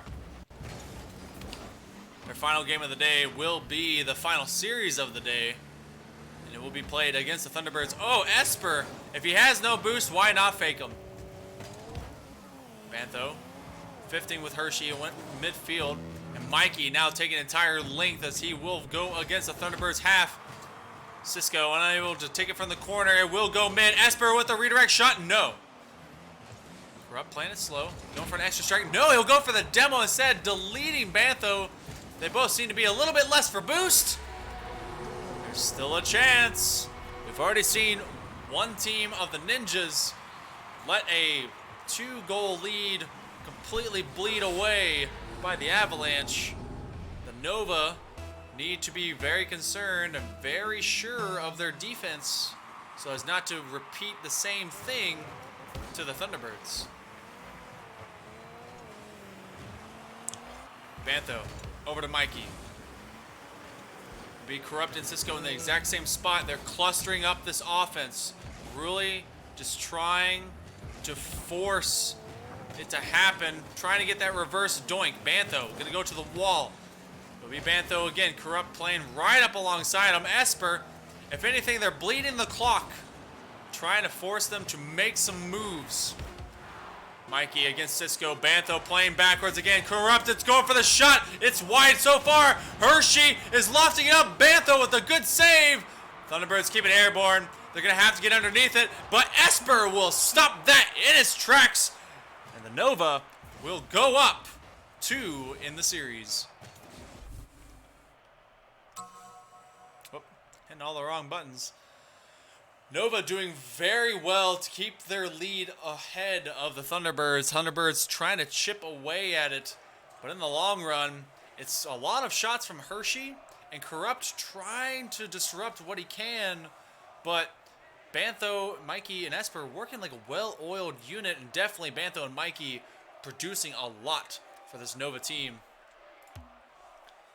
It's not a surefire sweep at this exact moment, but the Nova are taking control of this series in great strides, looking to possibly go 3-0 in their first 3 of this Season 2. If you're just now joining us, this is the Frontline Gaming Community's Season 2 Fall Draft Series. We're playing on Champ League Saturdays. I want to thank you for joining us on this fine Columbus Day weekend. You guys are great, stupendous, and I welcome you joining us to have fun with Rocket League on this holiday. And you guys could be anywhere else, but you decided to be here, and it's really cool of you for that. Mikey from Cisco. Ooh, Cisco getting deleted from the offense as Esper decides to get rid of him, make sure he would not be a nuisance against his net. Ooh, Mikey trying to bump away Hershey. Bantho and Mikey barely surviving this, and Mikey gets just enough of it that it's still 0-0. Hershey looks like he was trying to intimidate Bantho. Bantho slaps him away, says, "What are you doing, man?" and immediately scores. This was an interesting move as Hershey just kind of wanted to get in the way, thinking that Bantho was immediately going to touch it. Cisco was hoping that Hershey was going to rotate, and that just didn't happen. Ooh, a shot from the backboard, and Bantho immediately with a good clear. The Thunderbirds, they've got the skills to pay the bills rather. It's just they gotta, they gotta finish it off. They gotta get ahead instead of playing from behind. There's not been a time that they haven't been behind. Esper going for some boost. Ends up handing over to Hershey. Hershey will dribble it up and downfield. Serpentine going for a fake. Bantho, no, will be there. But Hershey will continue to be the one for the Thunderbirds. It's going to be the aggressor. Nice long boot downfield. Hershey flying backwards. Oh, that nearly inside the 90. Continuing to pepper the backside of this goal. Nova don't coming away with any points yet. Mikey slowing it down, running out of boost. Oh, will flick it past one, but not past two. Nova with the possibility of a sweep here, making a nice, easy time. Oh, and Mikey puts it dead center, and they will once more be up by two. Esper from the low corner, Corrupt. He committed on it as he had backflipped from his net. That one you just can't take back. Over a minute and a half gone. The Thunderbirds looking for a quick exit out of this. Well, actually, they want to stay longer. I suppose the Nova are ready for a quick exit as they're enjoying, take some nice, easy games. The Thunderbirds making them work for it for the most part. This one being put into the near side corner. Cisco's going to loft it upways. Hershey, take it again over to Cisco. Cisco, a nice passing play, but Mikey read it the whole way down. What a wonderful save from him. That was a 1-2 punch coming in earnest. Hershey, another dribble play. Oh, we'll go over to Corrupt. Corrupt going for a shot. He will be bumped by Esper. Actually, no, Esper with the save, as I guess he was bumped by either Mikey or Bantho. Hindsight 2020, I suppose. Mikey with a good dribble. Nice flick. Going to be working against Cisco. Corrupt will take control and possession. Will go to the ceiling for the time being. Cisco will work it from the wall. The Thunderbirds, they're going to have to find some way to score. They've scored before, but they have never been tied, and they have never been ahead. A double commit that's leaving the net a little precarious and open, tentatively so. This one lofted high. Precarious defense. Mikey, however, tried true and strong. Oh, this one to the backboard. A double commit. Can we get a double dunk? Oh, a double tack came, and it just wasn't accurate enough. It went back to the wall. Oh, and the Thunderbirds, a good opportunity squandered. Esper breaking up that counterattack as it was beginning to form. It will be Mikey. He'll be taking possession of it. Going to the far corner. He was looking for boost, kind of running out. It will move past Corrupt though. Mikey and Esper moving to the midfield. Bantho, oh, playing it slow. He just has Cisco to beat. Cisco left on his wheels and able to just get enough of it. Oh, is this an open backfield line? It was, and they couldn't get it yet again. Their captain Bags has to be looking on in just kind of with a bit of a sigh. They've had a few shots just go awry that should have gone into the back of the net. Cisco over to Mikey. Hershey, nice little touch there. But it will continue to be in Mikey's hands. Cisco now from Corrupt. Corrupt's going to chase after it, but it gets a nice 50 from Bantho. 30 seconds left. Looking one of the fastest sweeps we've seen today. And a shot here. This may be the final nail in the coffin. Mikey waiting patiently. 2 misses, 2 defensive whiffs, and Corrupt didn't go back to net, stayed on wall, and I don't think he ever saw Mikey coming. Nova have built themselves a substantial lead, both in the series and in this game. A miss there, a strike coming, but no. Mikey puts it way wide. 12 seconds left. But Nova have done a good amount of work, and they've earned this series so far. Bantho should be proud, because Nova, and first time in history, will continue to be undefeated and will go 3-0 in the first 3 series. Congrats to them. Able to take it to the Thunderbirds. The Thunderbirds are going to have to do a little bit of recoup and recovery, maybe figure out a little bit of a different strategy, different take to it. See what more they can do. Goopy cheering them on from the bandstands. And you got to give it to them. Right now, we're going to be seeing the Nova later on in our 6th and last series of the day.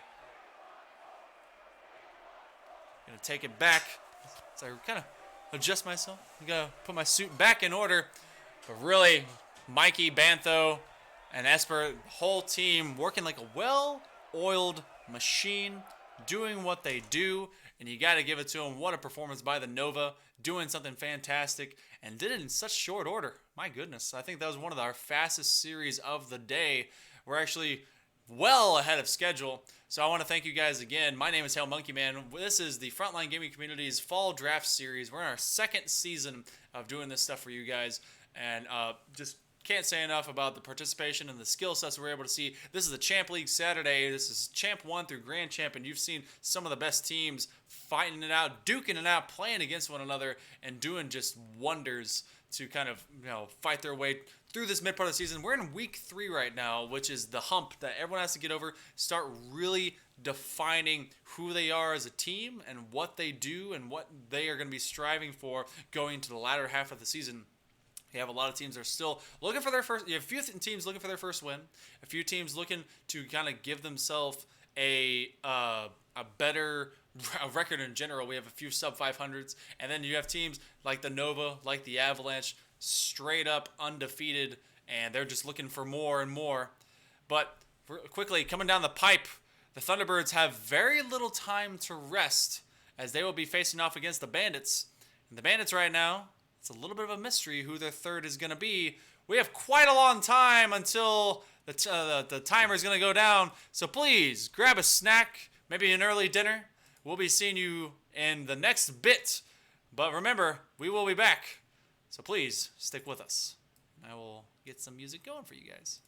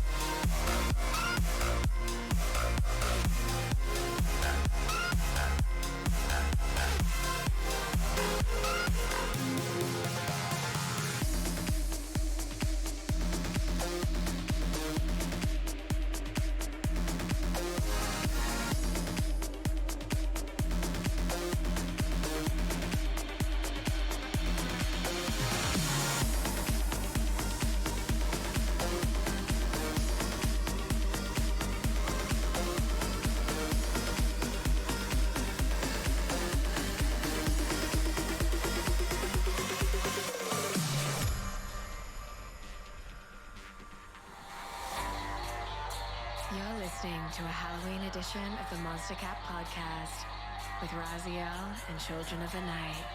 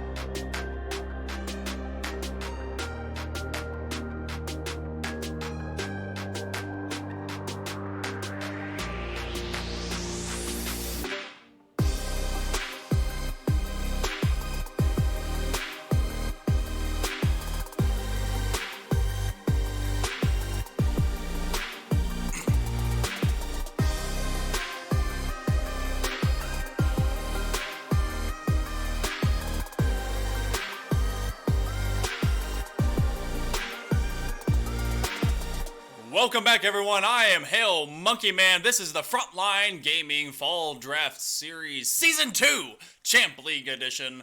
And I am joined by not one, not two, but three mad men in the booth. It's minus one Mikey, but this is your Nova Squad, a true undefeated team. Did it notice that it's not just one person scoring all the goals? It was pretty much though. Another interview commence. Yeah, 3 people for 3-0. Hey. So how are you guys feeling, by the way? 3-0, first time. I mean, honestly, undefeated at all for Nova is a first. Every week is a first. And so, how, as the captain of the Nova, how you feeling, Bantho?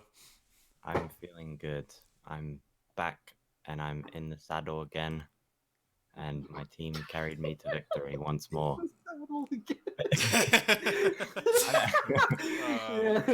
a real cowboy out here. Oh yeah, definitely. Saddling up, just you hit the old dusty trail and you return to the watering hole and all that. You know, Anyway. you know what I do think we need, Monkey?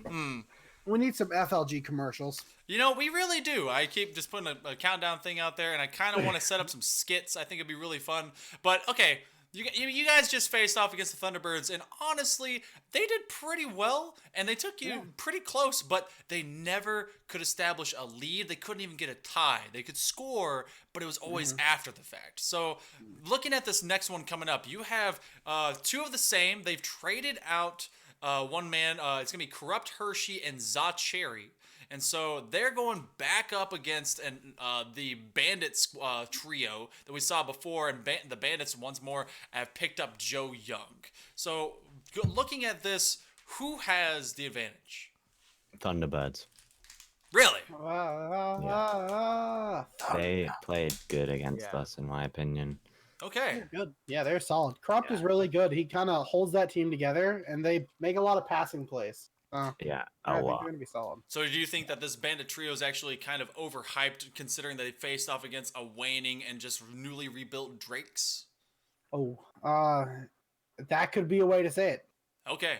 Not the way I'm going to say it, because mean- we are a trash talk free zone. I mean, But, well, I mean, you can label a lot of things under the umbrella term of analysis. Drake's had a real rough weekend. That's what I'm going to say. Yeah, that was definitely rough. And so the Bandits, they took advantage, and Joe Young, this will be his, I guess, third series of the day. He's trying for that super sub role that apparently we give out after 3. I don't know. Is it a thing? I don't know what we do.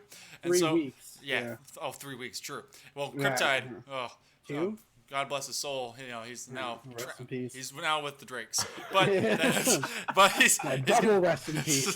he's gonna have a lot of work to do. But so you really give it to the Thunderbirds. I personally, I was gonna give it to the Bandits, but looking back on it, they were able to put up and do the same kind of shooting that we got to see last season with the Mob, whenever they were able to just kind of freeload on open teams and open nets. And so I think the Thunderbirds will actually put up a fight, and that will disrupt these infield passing plays. I think it'll be close. Like, I don't think it's going to be a 3-0 in any direction. But I don't know how the Thunderbirds work with Cherry. Cherry, so that could also come into play a bit. But I Very do true. think they have an advantage because I think they passed more in our series than we did. Oh, yeah, definitely. It's just Mikey. I can see that. I mean, yeah, I don't know. Mikey has some pretty nuts challenges that just happened to go into the net. Like there were less, yeah, I don't know. There were less passes from us, but I feel like we just had a bunch of solo plays. I don't know. I'm going to hand out some extra credentials because we also, in case you guys haven't heard him because he stayed rather quiet, Goopy is in the mix with us. Can he not talk? Oh, can he not? Oh, He's just very quiet. He's just Okay. shy I'm boy. Shy I'm boy. nervous. I'm talking to Monkey over here, man. Hey, Oh, when you gonna sign my forehead? hey, you know what? I'm still waiting. I got you. Send your forehead through the mail, and I will sign it. And I'll send it back. It'll be good to go. Okay. hell of an offer. All right. I will. But as soon as you join us, we will get these guys ready to go. They are already on the field. We are looking down a very, very short barrel with the Bandits and the Thunderbirds playing the nighttime version. of Wasteland because it's been a little bit late in the day, and we are finally just now getting past 5:30. You guys swept so fast and so hard that I had to wait like an extra like 15 minutes to actually get to this series. Oh my goodness! Now, Sorry. give us a, My bad. Right. so definitely give us a lead up. We're gonna go ahead and get these guys joining in. Give us a lead up. You guys are gonna be facing off in the final series of the day against the Casuals. Is it a break at all in your game plan? What do you really expect from them? I think they're gonna destroy us. Go ahead, Goofy. I was gonna say I'm not gonna be playing that series. Oh. Saw Cherry immediately starting off the scoring. Joe Young going for a touch here. He was definitely there. This was a lot of the previous match with you guys as well. Hershey, I think, gave you the most trouble. He was always in your face, and he was really the one putting a ton of shots on net. And that one just was given over to Cherry and a nice shot from the post. Yeah, honestly, him and Corrupt together are very good. They're both mechanically good. They're both smart, and they both pass. So it's a good combo. I'm more frustrated that Hershey stole my car. I just want everybody to know. Did he That steal is your my car? car. Look at his car. Well, I It can't. is I the can't look same- at. yeah, well, It actually wait. is the same car. It except for is, you got right? high octane. Yes. So, Oh wow, I- it is. Yeah, that's the Yeah. Esper Mobile. Yeah. Right? Yeah. So Hershey, first of all, screw you. Second of all, don't take my car. Well, he's doing good stuff with it. You guys did beat him, but he's done really well for this team. I think he had, I don't know, like some odd 15 to 20 shots in y'all's match. Oh, but what a kicker from Joe Young off of Banger Boy's pass. See, Anyway, uh, That was a nice pass. this is the type of stuff that I think can keep the Bandits alive in general. Like, they're still good at passing. Their whole squad. Even with a sub, like, Banger's like a really good passer. He's a good team player. Yeah, he really is. So I think that's going to keep them alive if they're able to keep that kind of stuff up. Now, after this week, like obviously, you know, Joe Young, he's a free agent currently, and then Drake's, they had their whole split. Don't know if they're gonna rebuild the band. I don't know what's going on with them, to be honest. Oh, what a save by Banger Boy from the low corner. But do you think Joe Young's gonna get picked up and be traded for to the Bandits? It wouldn't be Uh, a bad move. in my but the opinion. only thing is who would they drop? It would have to be Toast. Well, either Toast. Well, they have Toast, Koth, and Crow. Okay. Which sounds like a weird cereal box. I don't know. I do it. Who do you think would be the best person if they had to make a trade out of those three to trade out? Has Toast played any of his games yet? I think he's played one. Yeah, he's Okay. played Yeah. So him and Koff are in the same boat, both playing one. Think so. Anyway, I don't know. Crow with he was the first round pick. I don't know if Banger Boy would be willing to do that. I think there's a lot of potential in Crow. I mean, obviously he's up there for a reason. He may be quote unquote GC, but he is GC, and so it's and that challenge right there going to the near side post. Hershey having to make a nice play on it before it comes back dead center. Joe Young trying to skip it up over to the answer. The answer going for a strike, and Hershey. These teams tied up very evenly right now. Oh, and I think I may have to kind of ping you guys for some advice as well. The main, you know how we've had some academic issues on the Lil Casuals. So there was a chance that the person that has been the issue with, all they had to do was pass the test this last Wednesday. I saw about this. They did not. Oh my God! You're kidding. Should I trade them away, or should we just play with the same three and just have them as an honorary member that never played? Well, has that person played? Ever? Yeah. No. No. Oh, I mean, so and you what are you have guys? 2-1? We're 1-1. Yeah. So we Okay, play 2 games so- tomorrow. You can't make playoffs if he doesn't play. Oh man. Your man- own rule, That monkey. was like the hardest truth. So Now, monkey, I just have to say, Bantho and I did lay out an offer on the table before the season started.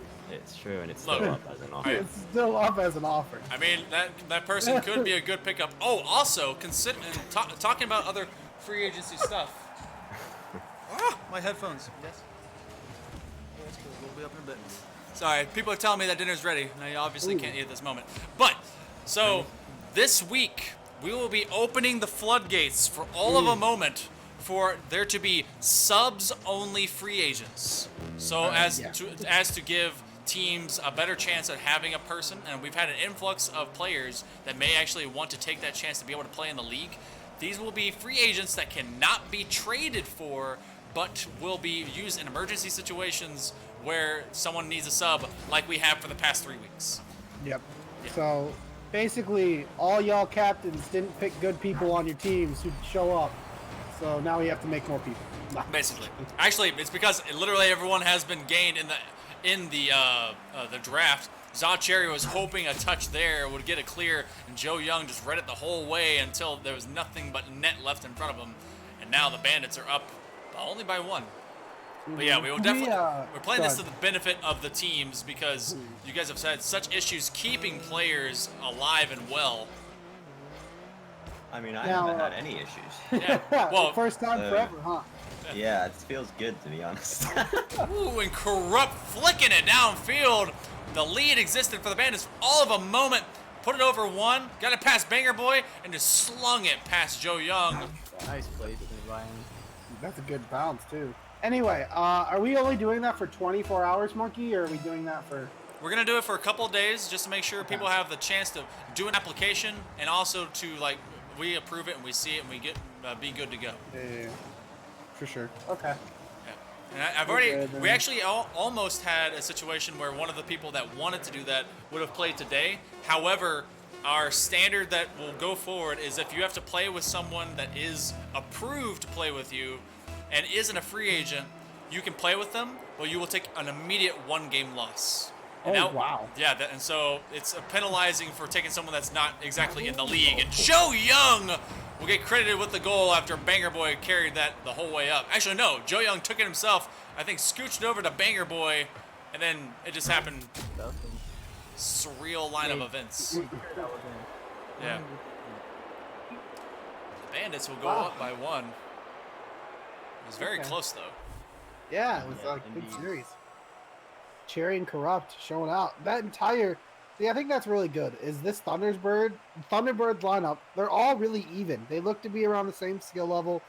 They look to play around the same pace, and I think you're seeing it on the scoreboard. I think that's dangerous. Yeah, it is very dangerous, and that was very close the whole way down. You got to think the Bandits probably wouldn't be in as good of a situation if they hadn't picked up Joe Young as a current sub, and so gotta wonder how different some of these outcomes would be, especially. I mean, maybe the Drakes earlier would have done not 8-2. Yeah, probably. Yeah, you mean if like teams actually played their lineups? Yeah, you know, if Yeah, the people that got drafted would play, kind of a thing. yeah. Like that's such a foreign concept to this league. Like, how dare I use logic? We're gonna go ahead and get into game number 2.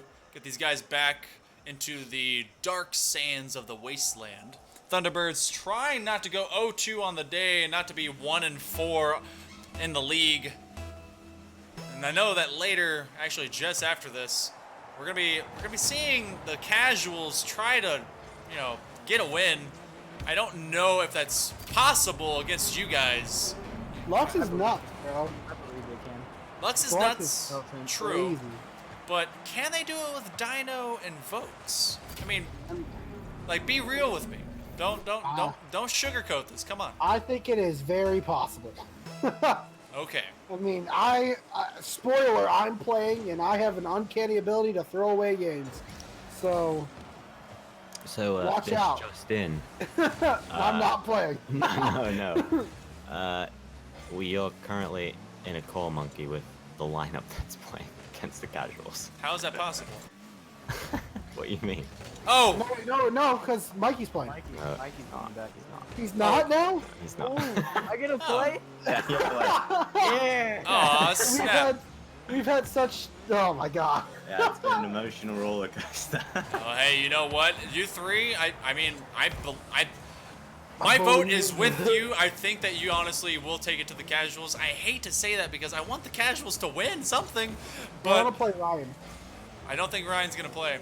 Yeah, well, I'm throwing that out there. Can we like reschedule? I want to play Ryan. I don't think Ryan wants to play because he doesn't want to lose again. I don't think Oh Jesus! his heart does. His heart can't take it anymore. You literally are putting him in the grave Yeah. with every loss. Oh, God. Yeah. You know what this league needs? Huh. The suck. I kind of miss the suck. I miss him a He's lot. great. He was amazing personality. I miss old Nova. New Nova's just shitty. Really? Wait, Hershey, take it from air to ground. oh, what a shot. Hershey Doing the playing polar a opposite. Hershey playing a little bit like Andy. And let's talk about Andy for a moment. You guys are gonna have the opportunity to really give me your opinions. Andy's good, right? Like Yeah, there's he's good. there's no I doubt mean, about this. You should just change the name of Avalanche to Andy. It's gonna be the Andalanche. The Yeah, Andalanche. please. I mean, Christ. Avalanche is a good team. Can we just talk about the fact that they weren't supposed to play Andy this week, and guess what happened? He played Andy. According to Banter, he said he was suddenly assigned work. Yeah, I'd say that too. Dude, Fuck at it. I can't do this. I will say that they did have, like, even with as good as Andy is, he had to put on the biggest backpack that any person could wear and put in every single person that stood behind him. It was all him all the time, and that was just a lot of pressure, and they had to work for it every step of the way. Gotcha. I didn't see much. Bantho, I just want to apologize ahead of time for what I'm about to say. Oh, goodness. It's not really trash talky, but you might think it is. You're So gonna what I was going to what I was going to say is, if Nova somehow goes into that game undefeated, I hope Avalanche does too. I mean, So it's like the showdown. Yeah, honestly, yeah. that's probably going to be one of the biggest games that we have. Do you happen to know which week that you guys play? Last week, final game. Yeah. Yeah. That's the game. I guess I'm playing that one. It's going to be... Oh! No, Yeah. what do you mean, Goofy? I don't know. Goofy, you should take a peek in Nova Chat. A nice pass over to Banger Boy, and Banger Boy banging it past the back line. Corrupt, just unable to snag it. He had a nose just up under the ball, and he could not get a save. Bandits looking to try and get Oh my even God. this up. What is going on with our lineup? I'm trying not to bring it into the stream. Oh, Lord. Anyway, You guys are ridiculous. You're making me all happy. I'm sorry, I'm sorry. My heart's broken, dude. Well, whatever your lineup may be, just let me know so I can post the right one by the time the game comes up. It was the Anyway. original one. Back to the game. Remember when they said Mikey couldn't play? And then Goofy was supposed to come in? Yeah, change of plans now. I don't think there's going to be much of a difference. Just Oh damn! Throw that out there. Confirmed casuals haters. It's not a casual hate. It's just, I mean, you guys are, I mean, they're O in everything, and you guys are everything in O. So, Haven't they won a game? no. They haven't won a game. game. Well, they won a game. A Okay, game. okay. series. So they're not like and everything like No, week 2 Nova. Okay. Which Shout out. yeah. Corrupt from the near Carson. corner. They're still trying to apply some pressure, and right now the Thunderbirds, just like you guys had called it, doing much better against the Bandits. Bandits kind of a one-trick pony. They have the passing plays to really stand out, but a much more stout team, and honestly, a lot of good play out of Hershey. I think Hershey and Corrupt are going to be the staying force here, and I can't wait to see more from Bags whenever he comes back as well to play alongside him. I think Bags puts together the passes for them as well. So Honestly, if it's Hershey, Corrupt, and Bags, that's a team to look out for. yeah, it really is. Is everything okay? What's going on? I tabbed back in to see everybody just sitting there as the balls roll. Banger, it was a brief moment of insanity. Oh, Oh, yeah. no. Oh, yeah! Oh my God, What in the no. world? What an almost own goal, an indefinite save. They have one chance left. Second going down is near the floor. Joe Young has to keep it aloft. They're backing up, and they're going to let it hit the ground. And this series will be tied up going into game number 3. I'm honestly surprised that Corrupt is sub 100 points. Oh my goodness. Surprising to me, because, I don't know, he's usually everywhere. It's true, but it looks like it was Hershey up and down the field, Cherry working the walls, 9 shots between him. Corrupt definitely, that's a little bit, huh? Corrupt showing donuts. Yeah. Nothing. Absolutely Oh. nothing. He literally exists. That's about it. Yeah. You know, I got these Twizzlers that are really good. They're the stuffed ones. Halloween coming Yeah. up. I got friends that break my heart. Oh, Go gee. back in my heart. Nah, I'm just kidding. I'm not even tripping. Yeah, that's what we all say. What is going to be the advantage that either of these teams can get over one another? Like, what's really like it's because like obviously the Bandits, they have what, passing plays, but Yeah. it just seems the pressure from Hershey and either being Corrupt or Cherry following up, like is that the true key, or is there some other I would untapped say- feature? Boost control. Both of these teams use a lot of boost. So you can't really. I mean, sure, you're able to make passes with low boost, but can't really do much to follow them up if you're at 0. So. What a passing play that was. Hershey has to get it away. They almost had the 4th man come up. It was very close to being lethal. Now the Thunderbirds trying to counteract on that. Hershey going to be working the corner, going to be going up. Banger Boy there to meet him. Will not. Corrupt ran away from the shot. Oh, and my. Hershey almost got it again. Oh, that up. Yeah, this Bandits team does a good job of passing it out of their own end to get the clears. Yeah, I always like to see Banger, because he's always going to, like, literally, the second he has control of the ball, he's always going to pass it. I love that he does that all the time. It's great.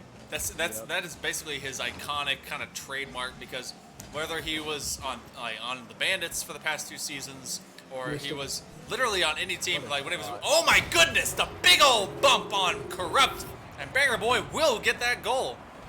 I'm Smart surprised he dude, got a lot of right power answer. right here. Corrupt didn't even notice answer in his own net. Yeah. Oh goodness gracious, that came up from behind like a child at the playground, and it's The creepy blind Halloween side. time. Oh God. Yeah, just like that. Yeah, and just like that, Hershey will tie him right back up in only 2 seconds time. Yeah, kickoff goals seem to be a big thing in this league. I don't understand why, but It's like Banger Boy just kind of left it alone, thinking that his backline defense would be ready for it, and that's an absolute, false Could. statement. Yeah, did not happen. Joe Young fluttering his boots, trying to go for a dunk. Okay, so other than Avalanche, that I think you guys are really looking forward to playing, of your remaining schedule, who is the one that you're either nervous about the most, or just kind of ready to kind of smack down? Let me take a look at this Johnny. I want well, to play the Drakes with Clavin Yep. back on it.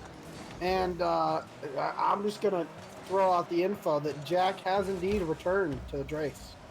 Okay, so I need to know about that, because it seems that there's some talk on the wind that Chill is trying to get rid of him. Get rid of Jaxie? Yes. I mean, if he's gonna do that, you might as well just, like, put them in the dirt, in my opinion. Yeah. If Jackson wants to play, I think they should keep him. After today's stream, there's going to be a lot of conversations. I'm going to tell you that much. It is, yeah, there's quite a few things going forward that need to be addressed. And so- Okay, well, and then in that case, I'm looking forward to Nova playing the only undefeated team, Ninjas. What a place. Is that? Do you like call that? out? Let's talk about this little play. Do you remember what I'm talking about? Hershey with a wonderful goal here, able to find the lead, and you guys, your premonitions starting to come true in earnest. The Thunderbirds are showing out against the current Bandits. Now, okay, so if we're looking towards the postseason, because we are halfway done with the season after week 3, over Yeah. halfway really. Who do you think has the most to prove going into bracket play? Like which teams To will prove? to prove and will have a very very good run. May not start as the 1 or 2 seed, but other than yourselves, who do you think I mean, has okay. it's gonna be really like a good lookout? So with wins, well, Avalanche is already in the playoffs. Yeah, they're there. And if we win today, so are we. Yeah, if we win against Casual, so are we. So who would be left? I think this Thunderbirds team could make a case for playoffs. And I absolutely agree with that.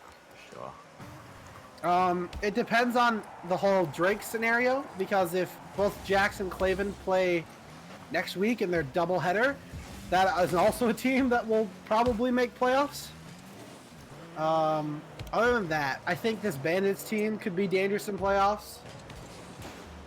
Really, the teams that you start to see that have developed chemistry or just start passing in general will be really dangerous.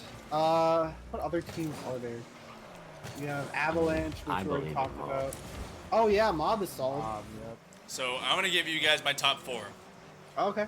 And now the record 6 making playoff, right? 6, yeah. 6 will make playoffs. So right now, in terms of chemistry, in terms of good teamwork, and in terms of really good teams, the ranks and the schedules and the records may not currently reflect. Mm-hmm.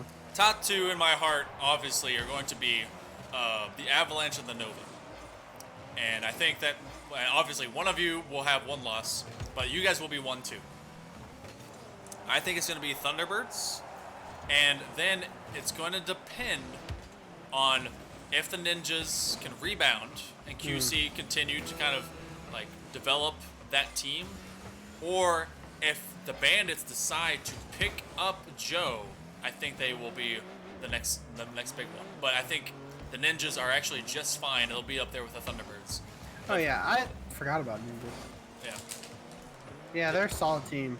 Yeah. With They- QC, they play really well. Yeah. I mean, with their actual teammates, they play really well. Today, Right, literally, right. that team was not the Ninjas at all. Right. Trying Yeah, to that's a keep- bit unfortunate. This lack of teams playing their actual lineups have really kind of messed with the stats. Yeah, it's been a ramshackle of just literally anything and everything. I think if Banger picks up Joe Young and then he plays himself, Joe Young, and either Crow or Toast, I think that is a pretty good team.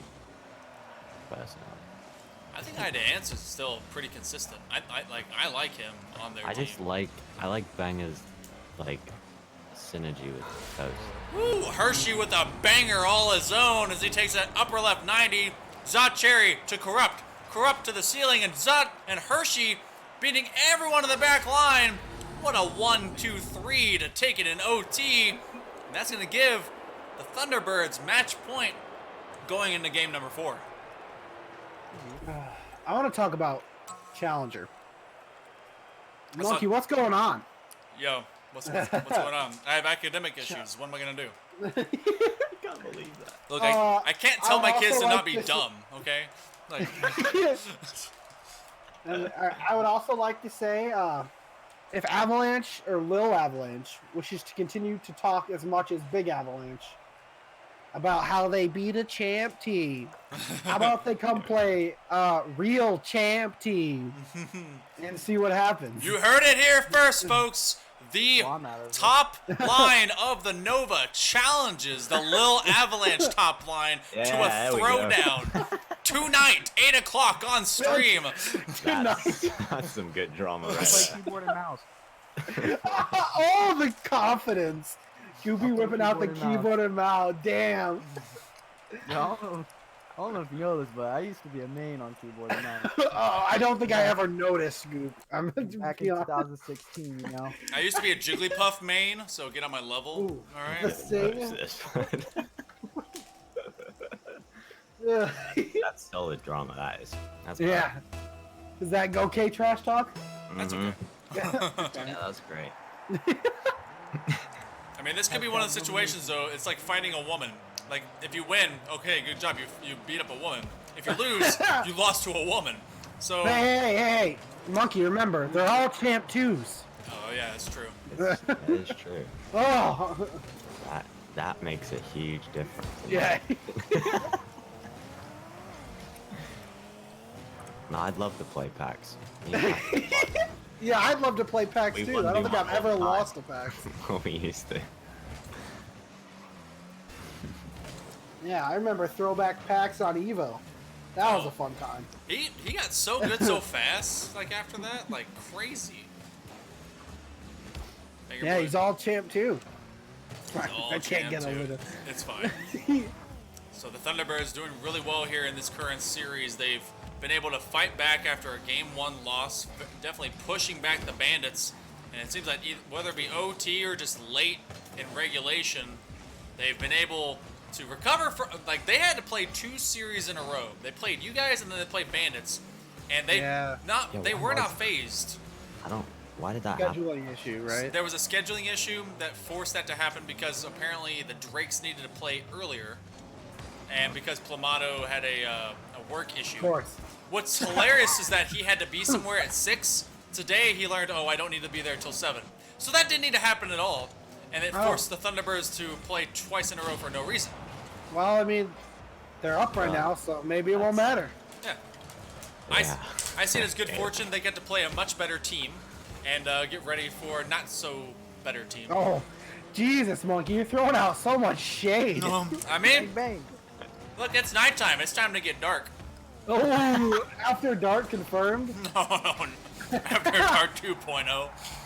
Open up the Hail Monkey Man stream. Someone send me a link that I won't check before I open it. That would've been a nice one. Story of legend. Right now the Bandits and the Thunderbirds still goose egg after goose egg. They're trying to set up one another. I'm glad to see Zod Cherry a little bit more active. The few times we got to see him play, I think in terms of season play between both seasons, I've only seen him play maybe 2 to 3 games at all. So, getting I bumped. just want to see a game 5. Ooh. There hasn't been one. No, wait. Was there one today? No. I don't think No. so. Mob and Avalanche was the closest, in my opinion. I was And then Andy brought out the backpack. I gotta tell you, Mob was taking it to Avalanche for a good Yeah, it was minute. enjoyable. I actually thought Avalanche was going to lose, and I was very happy about it. And then Andy decided to get, I think he got 3 hat tricks today. Yeah. Andy emptied out the backpack full of his school supplies and decided to put in Nifty and the other dude. Email calling for an Aladdin. Banger Boys try and carry this one. Joe Young following up behind Banger. Who the hell is their third? I don't know. Okay. Henry. It was Henry. Oh, Henry. All right. Shout out. Henry, you're the least annoying person on that team. That's why I don't know you. Actually, Andy probably is too. Oh, going for a flip reset. Okay, we gotta talk about how just insane Hershey is right now. Hershey has honestly been the God. pillar upon the Thunderbirds' Yeah, he's ability really to good. create. He's very good. Oh god. I really didn't know, to be fair. It's not like I openly scout Avalanche.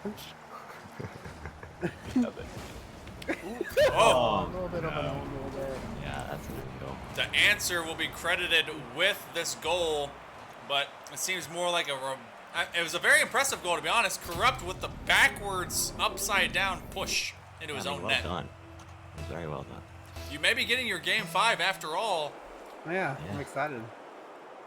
which is not going to spell very good news for the Thunderbirds because they got to start getting tired. They've played quite a few games in a row, which starts to get you a little bit messed up. Maybe they'll be able to keep this momentum going. Corrupt is going to go flying past Cherry and Hershey. Hershey Cherry sounds like some kind of new chocolate. Oh. I mean, so do they already have... Oh.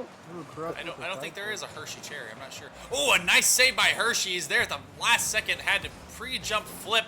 And now Banger Boy by himself. Oh. Uh-oh. Gotta get it there. Oh, and Oh off the my God, corner. he missed Over it. 2. Oh. It's set up Oh, for he busted third. it. Cherry! Oh my god. Oh, here it comes. What happened? Corrupt had just a little too much faith in Banger Boy there. And Oh, and Cherry from the post. couldn't have been any slower. That would have been a save. That was exciting. Yeah, Corrupt's really looking shaky for some reason. Yeah. he's All getting- backflips, side flips. all good, Corrupt. I still love you. He had an issue apparently in our last series, Yeah. actually with you guys, where he was saying, "Well, this is not playable at all." I was checking everything out ping wise, and just that there was no packet drops, there was nothing, and he was saying that he was unable to do anything with it. What a weird carry! That was so weird looking. Oh my goodness! That looked so weird. The Bandits fighting for survival right now, trying to make it to a game 5. Corrupt going for the double tap, but no, it will be answered Cherry. Oh. to the Hershey. middle. Hershey. Not quite. Corrupt gonna put it back middle. No. Hershey's gonna have to roll back on the defense because right now the Bandits are starting to go into a counterattack. However, Cherry's gonna attack it. Opting for boost ascent. my Nearly an own goal, and Hershey to the post. You gotta play. He's playing it slow. Oh, Corrupt to the corner. 2 defenders on the wall. He's baiting them up. Hershey back to answer, and the Bandits still continue to keep firing. My stomach is growling. Thunderbird's having all of the pressure. Starting to taste the chocolate. No. Hershey from the corner. This will go high, come back down low. A shot coming. Cherry will tackle Joe Young. Answer, putting it upfield. You need Corrupt to from the put a corner. lot of pressure. Answer. He's Oh, gonna bring it back to the middle. the double miss. Lots of whiffs on Bandits right now. Hershey with the lone man back. Joe Young trying to push it Oh, up. It's what a gonna create an pass. open shot. No. Right now, the Thunderbirds have been able to keep it on the Bandit side. This one going backboard. Joe Young going for the dunk. And a good touch by Corrupt. It's now See, their turn. I feel like Thunderbirds are being very calm right now. They're not forcing opportunities. I don't know. Spells good things for. They are creating them, though. They This look very was- comfortable right now. It's very slow from the corner. Corrupt. They're bullying these Bandits around. They're pushing Joe Young out of the way. Right now, you can see Banger Boy and Answer getting just decked while they're in their own goal. Cherry about to push this back to middle. Unable to get a lot Something of we pepper aren't in. seeing from the Thunderbirds in this overtime is they're not really passing to each other. You're seeing a lot of just solo shot after shot after shot instead of hitting the open man. And I think if they actually did pass, there would have been a goal by now. And maybe turn it to their undoing as that will go, but Corrupt with the save. Heads up play, the awareness to roll back, and no, he has to get on defense. Could you imagine after all that and Banger gets a pinch and Oh, Cherry! Oh, and floating away as I eat my Twizzler. Cherry will get this goal. Twist and Twizzlers. Answer left. Guess what Alrighty. flavor the Twizzler was that I just ate? Salt? No, okay. It was cherry flavor. But congratulations to the Thunderbirds, taking it 3-1 in Game 4 and giving Bandits their first loss of the day and giving themselves a chance. I'm still looking at maybe a 500 type of season. They're 2-3 right now after their loss to you guys. What a series that was, and what a comeback for the Thunderbirds after taking a 3-0 sweep and really being of sound enough mind to really kind of, take it to the end there. That was a great series. Yeah, that was a great series. Oh, that was really good. Okay, well, I'm going to have to bid you guys adieu because you will be set for your own series here soon. In about Bye, Goofy monkey. Goofy, are you staying? Goodbye, Bentho. Might as well. Oh, Goofy's staying. All right, Don't Gooby, worry. you can stick around with us. I need to turn Bye, you up anyway. Goofy. Bye. Go get a W. Have fun casting. I'll try. Bye. But we will be back in the next 10 minutes as we will be ready for the Casuals versus the Nova, our final series of the day for Week 3 of the Fall Draft Series Champion League. Stick around. It's going to be coming up really fast.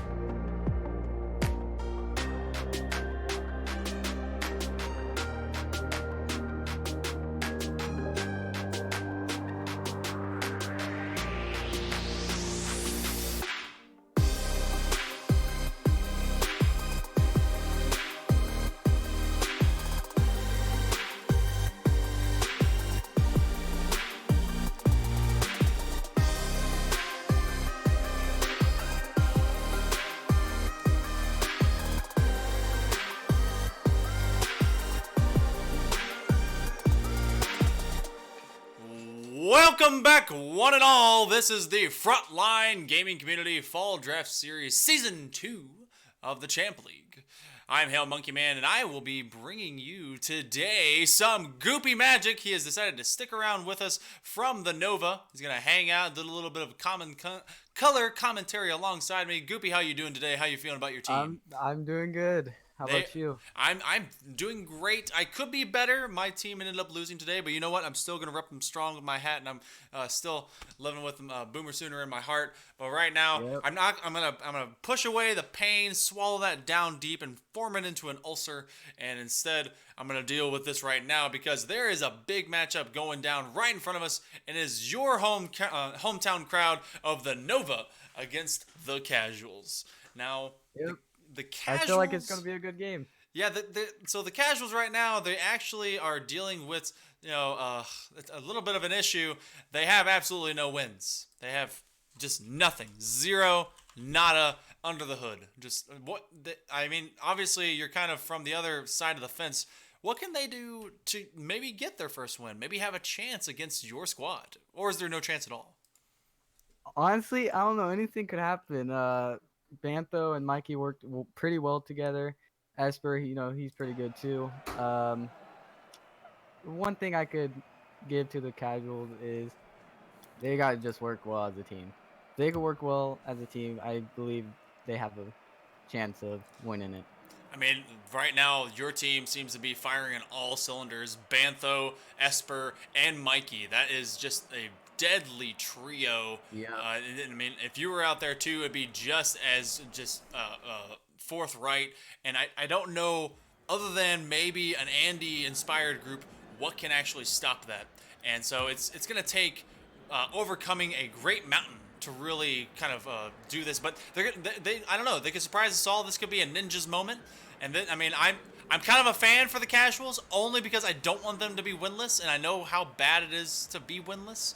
And so I'm pulling for them. But honestly, I think this is going to be an overwhelming bit of power from the Nova. Nova's my team. That's my team. But I'm going to be going for the Casuals on this one. Hey, you know what? I'm going to go for them. All power to you. We're going to go ahead and go down to Starbase Arc, where the Nova has been waiting to face off against the Casuals. The Casuals have their business astronaut suits, and so hopefully they'll be able to survive the deep reaches and the darkness of space as we start off in game number 1. Insanities was actually set to be Luxray, and Luxray at the very last moment could not make it, so they have to make a late sub. Insanities has been known to be a tricky opponent, so maybe that'll throw off the Nova for all of a moment. He is a ones player. He is a ones player. Oh, and a nice save by Vokes. Dinonaut was trying to retrieve that ball, and Esper sitting up in a mid. Vokes missing it from the near side post. Insanity's now putting it up to the corner. Bantho over to the front side, and Insanity's trying to work it between two defenders, but Esper working that long clear, and now Vokes just deleting the offensive counterattack that you guys are known for.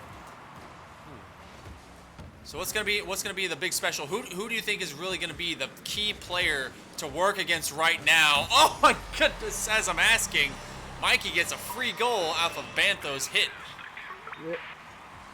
Honestly, if you hand Mikey the ball, there's a big chance of him scoring. He's so mechanically skilled, like it's pretty insane. Like he's like Andy. Yeah, I could definitely see that.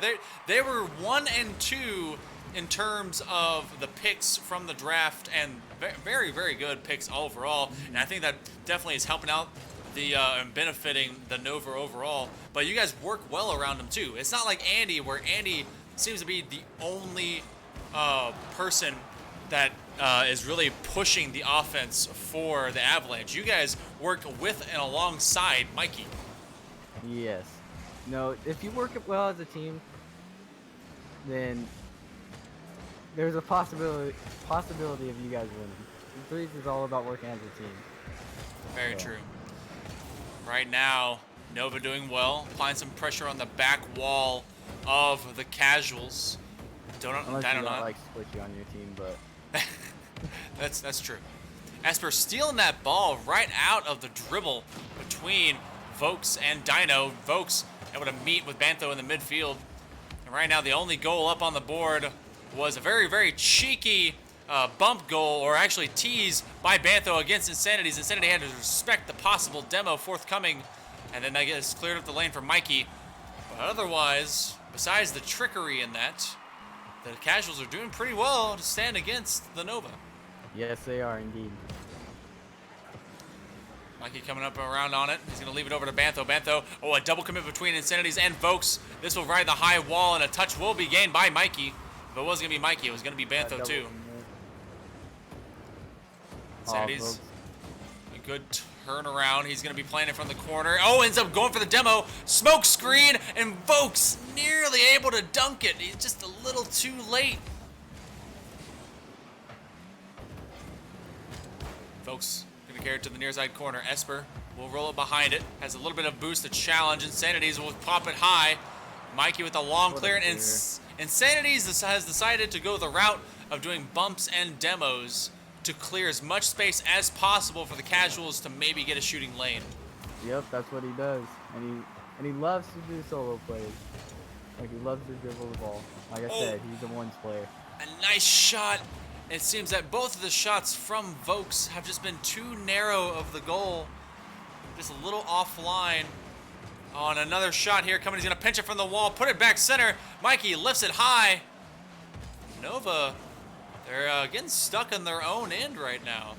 In terms of being a Nova guy yourself, what's kind of like the communication style that starts happening when you guys get clustered like that on your own goal line?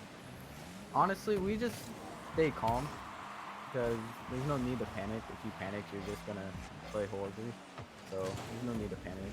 As long as you're calm and, you know, just calling out what you're doing and stuff, you'll be totally fine. Definitely makes sense. You don't want to start panicking, because then that just starts making mistakes. Esper feeding over to Mikey. Mikey putting it to the midfield, but no third man up. Dinonaut. The Casuals, they're down by 1-0, and a bunch of defensive miscues. Then get an extra touch here. Insanity's going for a shot, trying to clear at the net, and Mikey with a good save. Demos everywhere, bumps galore. They're finding gaps, but they have not been able to bank off of them just yet. Dino from the ground. A nice dribble. Has one to beat, but Mikey yet again. He ran out of boost. He couldn't get past Mikey. Folks, going the other way around.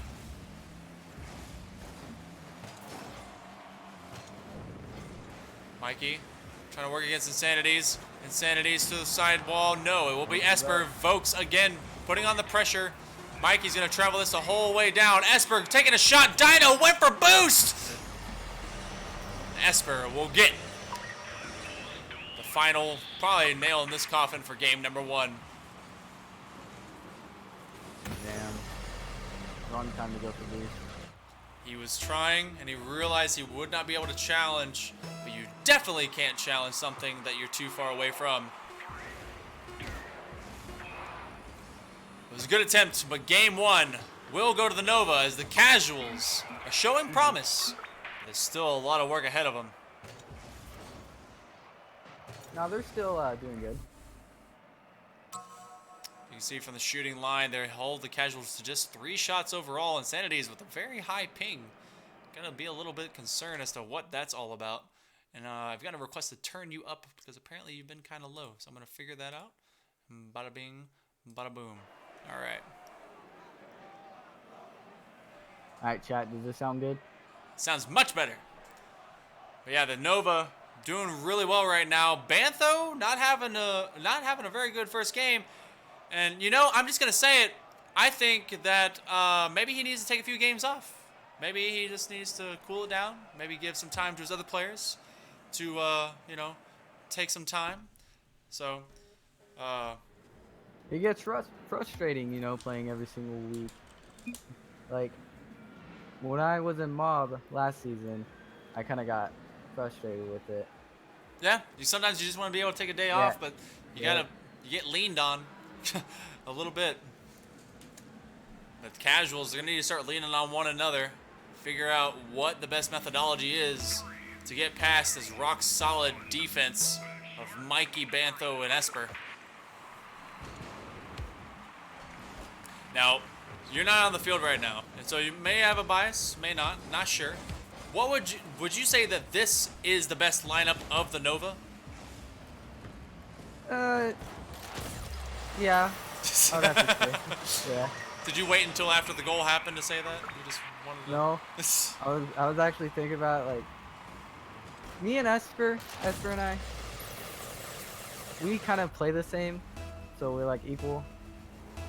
But Okay. So would you say that Bantho and Mikey is where it's at. would you say it's very interchangeable between you two? And so like this is like your best lineup, but honestly like your best lineup is two different lineups in a way?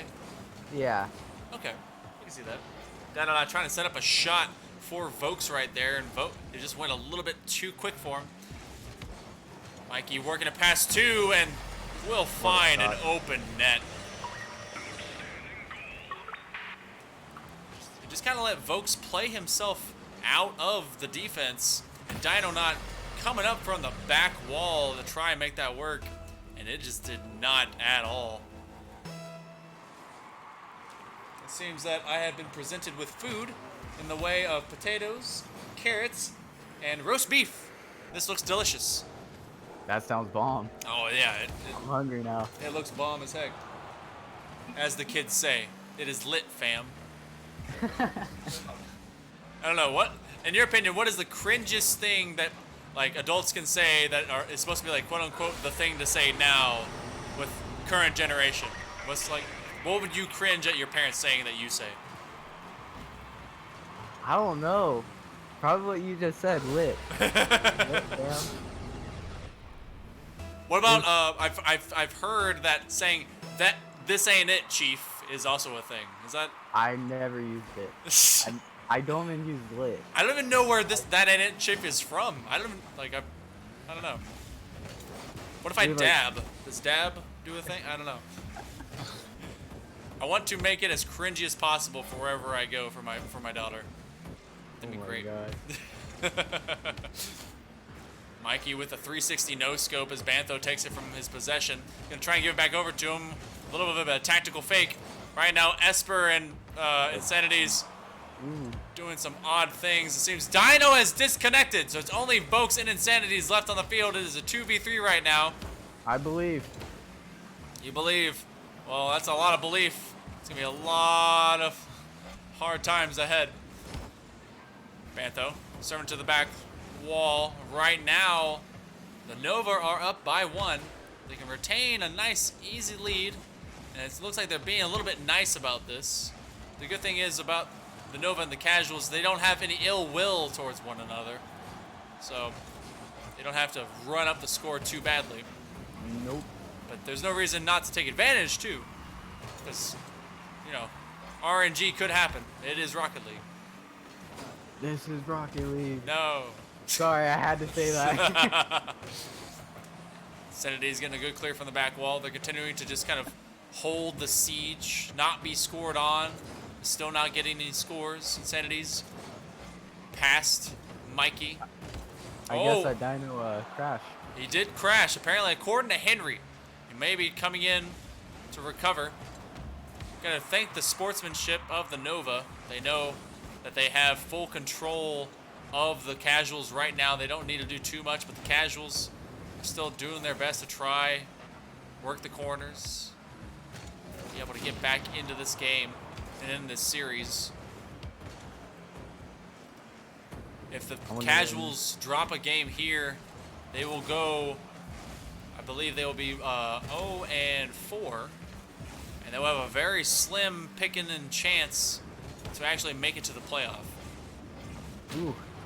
So they got to win this game? It's either just win this game. Well, Dino has rejoined us, and now the pressure returns. They have a minute and a half left, still a little bit of time to really get an offense going. They don't have to win this game, but it is highly preferable that they do. Ooh, a little double commit. Yeah, they double committed. I thought that Insanity's push against Dino was actually going to get them a nice pinch goal. Insanity's over to Vokes. Vokes trying to keep Bantho at bay. It will be on their half for a continuous moment. Insanity's risky back pass over to Vokes. Vokes not fast enough, not well enough to make that read. It will go to the back line. Mikey very patiently waiting on it. It's going to go to Mikey again. Ooh. Mikey seems to be all over the place. He's on that defense. Refuses to let up. What's good about Insanities is that what I'm noticing, it looks like he's always middle, ready for something to go wrong or waiting for a pass for middle. Oh, a He's always dunk gonna be there. coming between them, both Dino and Insanities, as you said, looking for opportunities, and they had They're it. trying. They just couldn't get that dunk, and it was there. Insanity's gonna try and make the turn. Bantha will take it away, and it's gonna go to Vokes. Insanity's going for the bump. Didn't matter on Mikey as Esper was able to cross Pelicans with him. 10 seconds left. Vokes from the corner. A clear here will surely end it. Last chance. Woo. Bantho is going to go to the ground. Oh, still alive. Dino has to get under it. He will What a center pass it up. And a pass here. It's going downfield. Vokes in chase. They're keeping it alive for him. Going for a cheeky goal. And it will go in. But it will be for the Nova.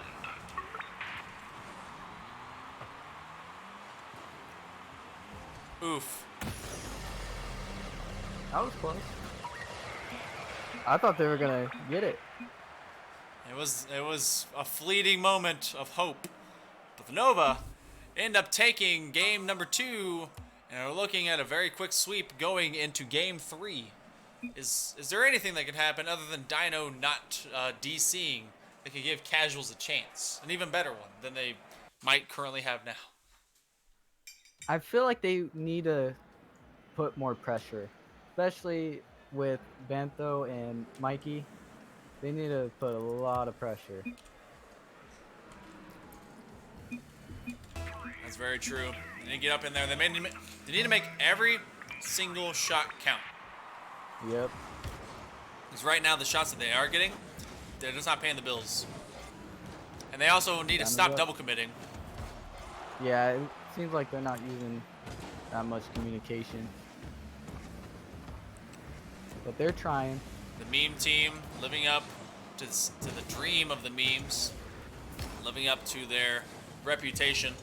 One day you would like to see the casuals be perhaps a very notable, very stalwart franchise, but it seems that between whichever season they play in, it just isn't to be.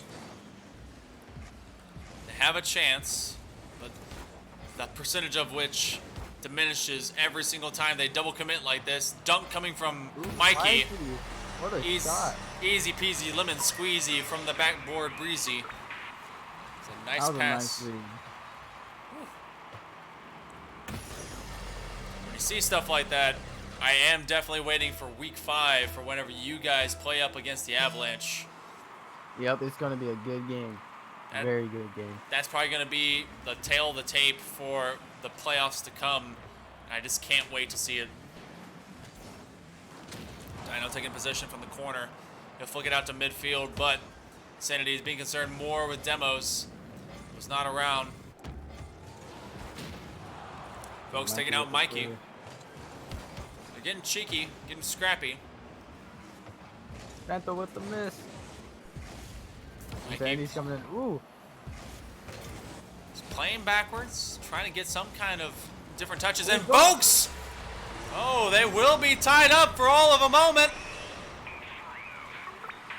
I think Bantho accidentally, he accidentally hit it right there. Probably doesn't mind. You guys are playing a little comfortable. You guys are, it's that moment where you're up 2-0, and you kind of start to take chances. Start to take chances you wouldn't normally do against teams that you may be less sure of. But even tied, I don't think the Nova are in a panic. Oh, no. Not at all. Henry saying that Nova cannot climb the mountain. That they're going to be struggling. Ooh, Vokes with the shot. Vokes right now leading the charge as the Nova defense is starting to get a little bit screwy, and finally have a double commit there. A little help by Dino.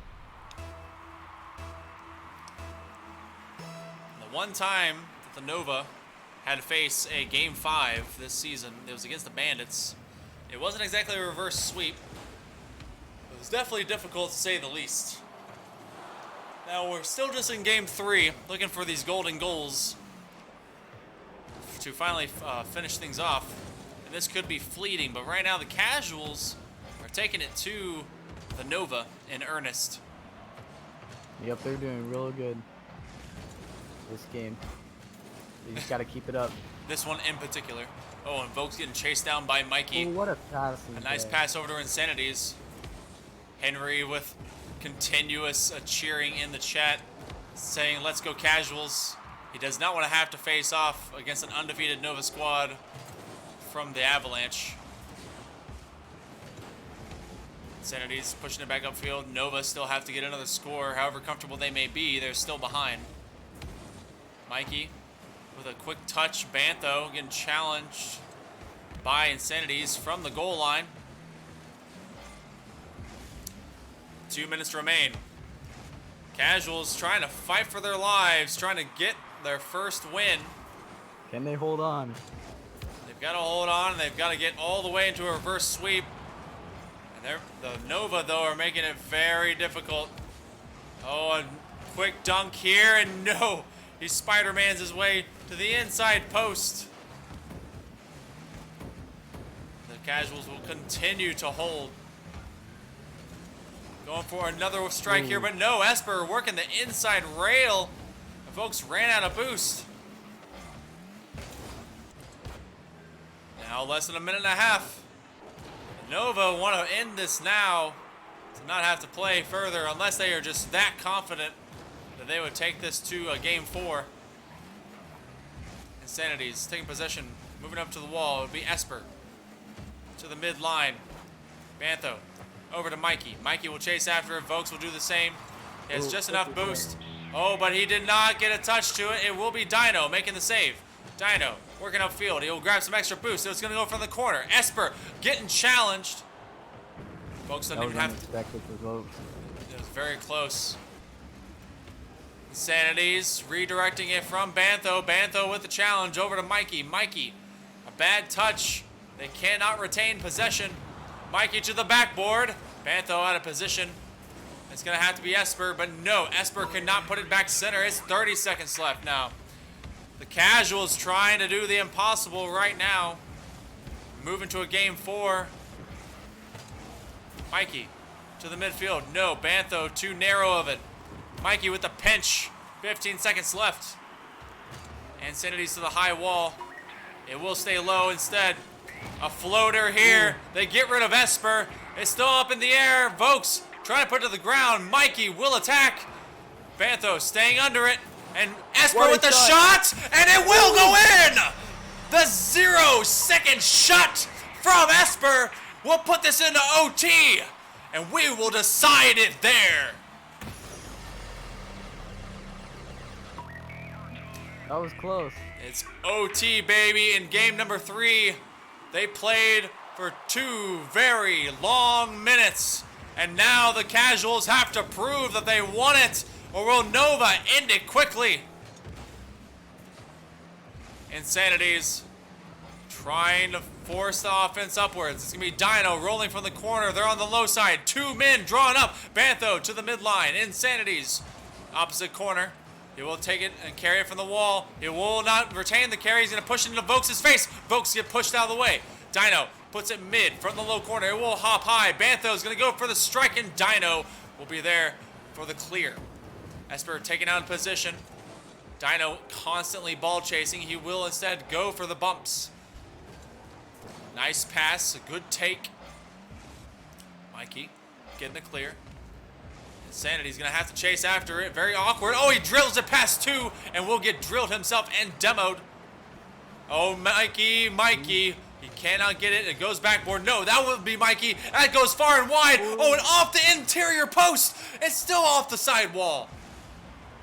Oh, what a play by Dino right there. Oh, and an upside down flip. My gosh.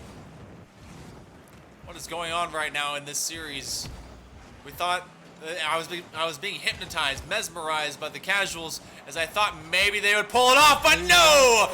Finish. Bantho, the captain of the Nova, will put it away after a sincerely hard-fought casual team will not be able to take game number 3. That was a good game right there. Whew, that was nuts. The casuals, until the very last second of regular time, had a chance to push this to game 4. And then by just sheer force of will, the Nova will go up 4-0 and stay tied with the Avalanche in league standings. And one way or another, they're probably guaranteed to get to the playoffs. Whew. That was something else, folks. I was so focused just watching it. I could tell. That was good. I stayed quiet. It was a good game. It was even though it was a sweep, the casuals competed with them, and the Nova proving to be championship type material. You should be very proud of your team right now. I'm proud. Oh man. All right, guys. Well, that was our final series of the day. I want to thank everyone that's been able to join us for today, whether you be viewing, whether you be a player, a captain, a coach, or anyone that just want to see me wear a hat and have a big beard. I thank you. Goopy, any final words? You're able to join us for like a game or so. Thanks for having me. No problem at all, man. It was fun. Well, good luck to you and yours. And honestly, thank you everyone that was able to be with us. Join us tomorrow, the Challenger League, 2:30 p.m. Eastern. It's going to be Plat 1 through Champ 1. You don't want to miss it. There's playoff ramifications on the line. It's week 3, baby. We're here every weekend, Saturday, Sunday, 2:30 p.m. Eastern. This is Frontline Gaming. You guys have a great night. See you tomorrow. See you soon. Peace. Bye.